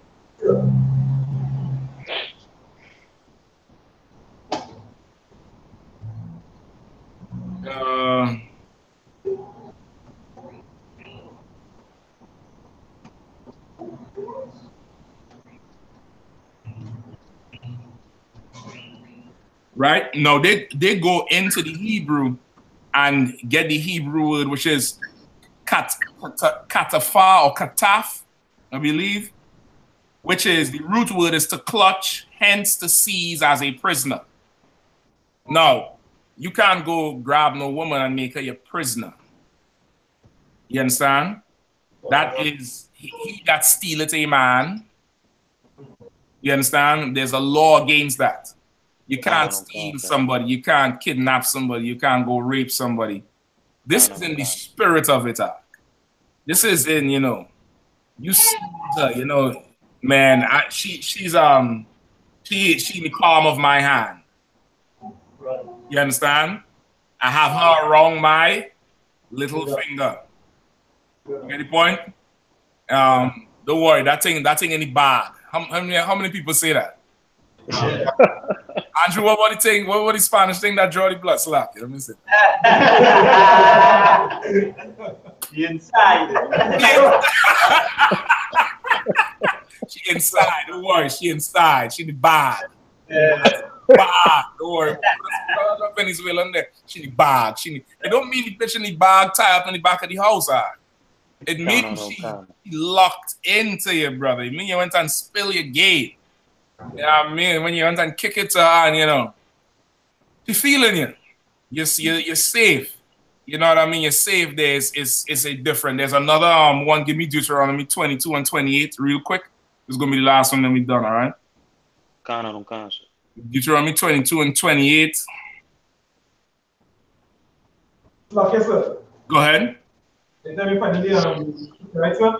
And next word for keep, like keep the brother, keep the sister's arm. Is nurture, sir. Okay, nurture ain't the right word for this one. This is war. It's war. It's work. It's work. It's work. We're not Europeans, you know, and we ain't Chinese. You know, we don't. You know, our women don't walk like them Chinese women in them funny ass retarded ass shoes. You know what I mean? The whole face white with a little red thing and walk. Konnichiwa. Our woman ain't like that. Sister put on a dress and a headpiece and start stepping in that heels, brother. Start letting that tail swing on. Come on, you gotta jump on that thing. You know what I mean? You're handling your business, and I will say control your property. Yeah. Control your property. Like our woman ain't like that, bro. You understand? You gonna have to go to work, right? Go ahead. Who with me? The book of Deuteronomy, chapter 22, verse 28. If a man find a damsel that is a virgin, which is not betrothed, and lay hold on her, and lie with her, and they be found. Verse 29. Then the man that lay with her shall give unto the damsel's father 50 shekels of silver, and she shall be his wife, because he hath humbled her. He may not put her away all his days. I read it again from the top. The book of Deuteronomy, chapter 22, verse 28. If a man find a damsel that is a virgin, which is not betrothed, and lay hold on her, and lie with her, and they be found. If a man findeth a damsel that's not betrothed, meaning she ain't already engaged to her brother, right? Which is how you know this is not talking about grabbing her, laying hold on her. Which is how you know this ain't talking about catching her up. How do you know this is not talking about going up to her and grabbing hold of her? So like I said. Go ahead. Because the beginning of the passage states that if the damsel is not betrothed, which means that somebody must have a conversation with. Okay, exactly. You had to go. You go up to her and you ask her. That's usually how it goes. Hey, what's going on, sis? How you doing? What's your name? What's your name? You know, she gonna be walking. That's how women are. Few of them actually stand up and, you know, engage you, because just the fact that she stand up in a woman's mind means she giving you the power.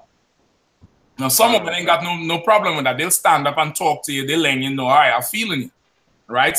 Some women make sure that you see them looking at you, then go position themselves in a good corner just to be ready to be picked. It's like, all right, nigga, I'm sitting right here. come get it. Right? Others, they gonna let you know and then keep walking. You gotta walk up to her, hey, what's going on, sis? How you doing? I'm fine. All right, no, sorry, what's your name? You have a name? Yeah, how you mean I have a name? Yeah, you know, whatever, talk. All right, no, so where's your husband? Your boyfriend, your boyfriend helping you with them groceries? You know, you asking smart questions to see if she have a man, so you know you could now lay hold on her, or you could start to move in on the kill. You get the point? This laying hold on her don't mean you grab her and say, come here, bitch, and go to rape her. So what were you trying to tell me? You grab her, start ripping her clothes off. She's no. You punch her in her mouth. Yeah. My chance. Are you engaged? Ask if she have a man before you rape her. What if that was the truth? What would every woman say? Say yes, you have. Yes, nigga, yes. I have a man. We have the wedding is tomorrow. Yeah. This here, brother, is the bewitching of naughtiness. That's what this is. It's witchcraft. It's stupid Christianity. It's, you know, it's dumb. And once again, you can't expect nothing more from men who buy women. To go buy some nasty ass heathen woman. Go buy her. They promote buying whores and marrying white women, but sisters, you have to rape them. They just hate women because really they can't get none. And they can't, when I say can't get none, I'm talking about get one the right way.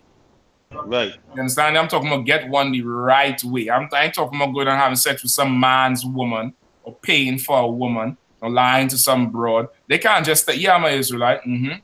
Yeah, so you single? Of course I'm single, brother. What about you?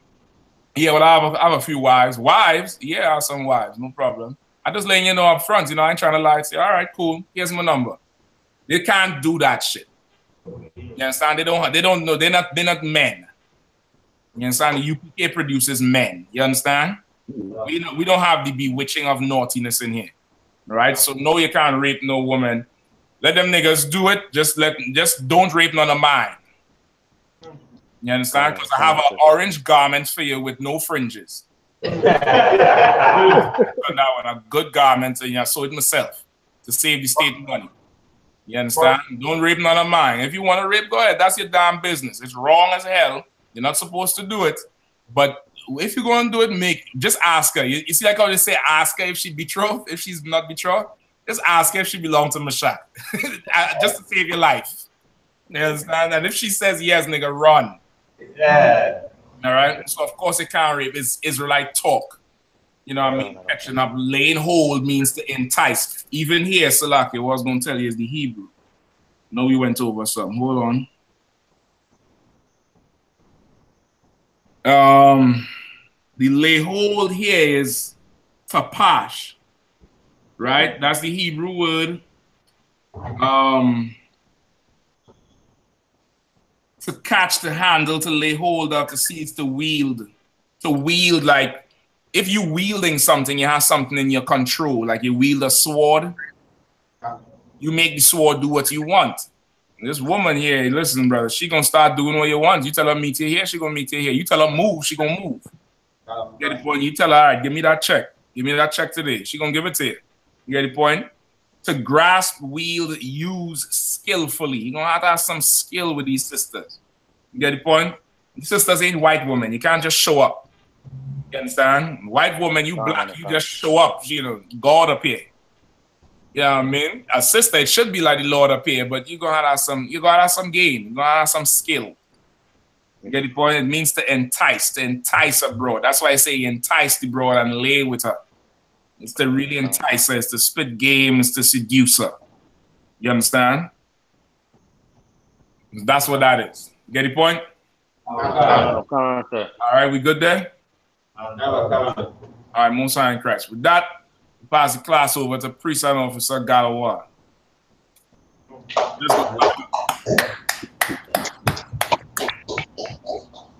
Right. This is the I.S.U.P.K security announcements.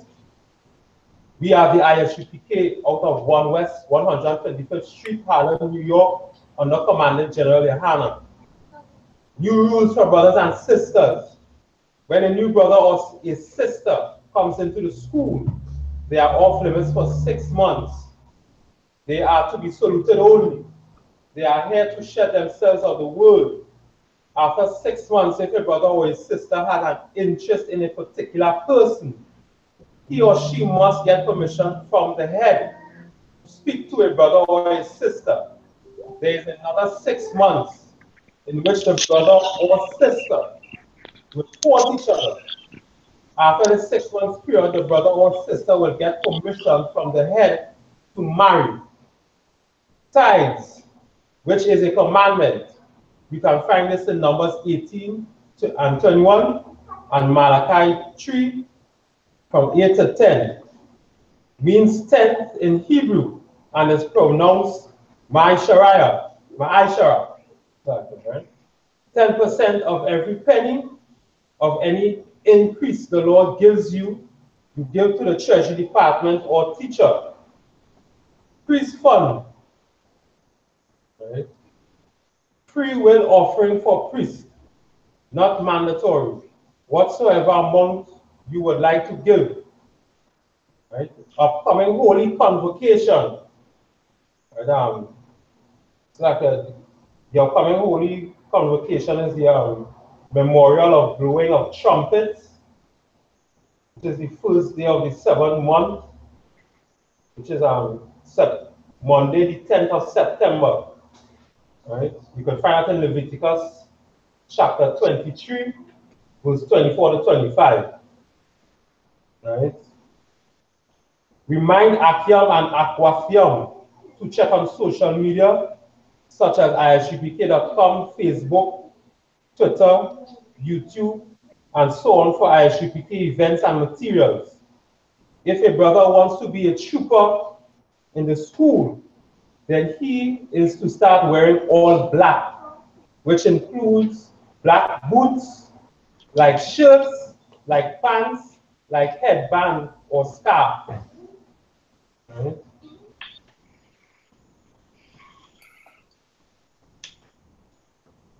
All right, Brother President. Let's I imagine. So here's the East. It is going to say the Lord's Prayer in Hebrew.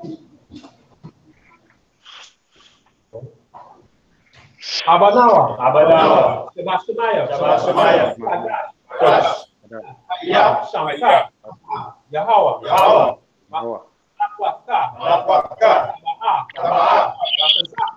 Zaka, Aisha,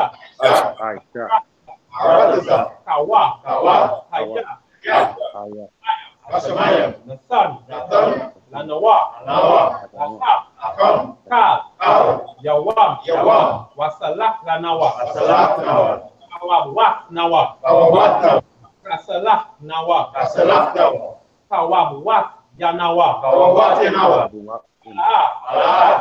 Tabaya Nawa, Banasayawan, Habal, Hawashai Nawa, Mayan, Rai, Kaya, Laka, Hamalakwa, Wahala, Wahatapara, La Aiwalamayam, Hawan.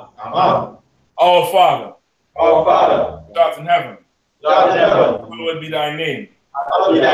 Thy kingdom come, thy will be done, in earth, as it is in heaven.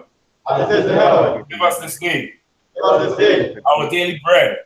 And forgive us our debts, as we forgive our debtors. And lead us not into temptation, but deliver us from evil.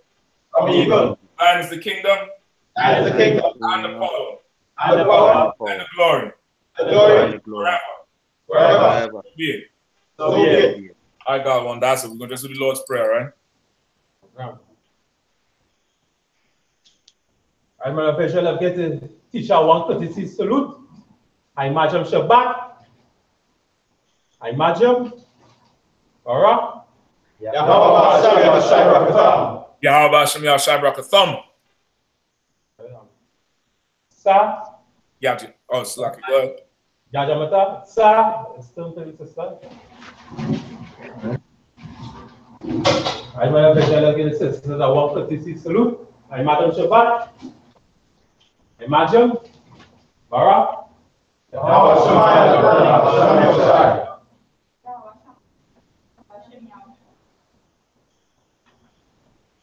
Yajamata. Down. Pastor Smith. Pastor Smith.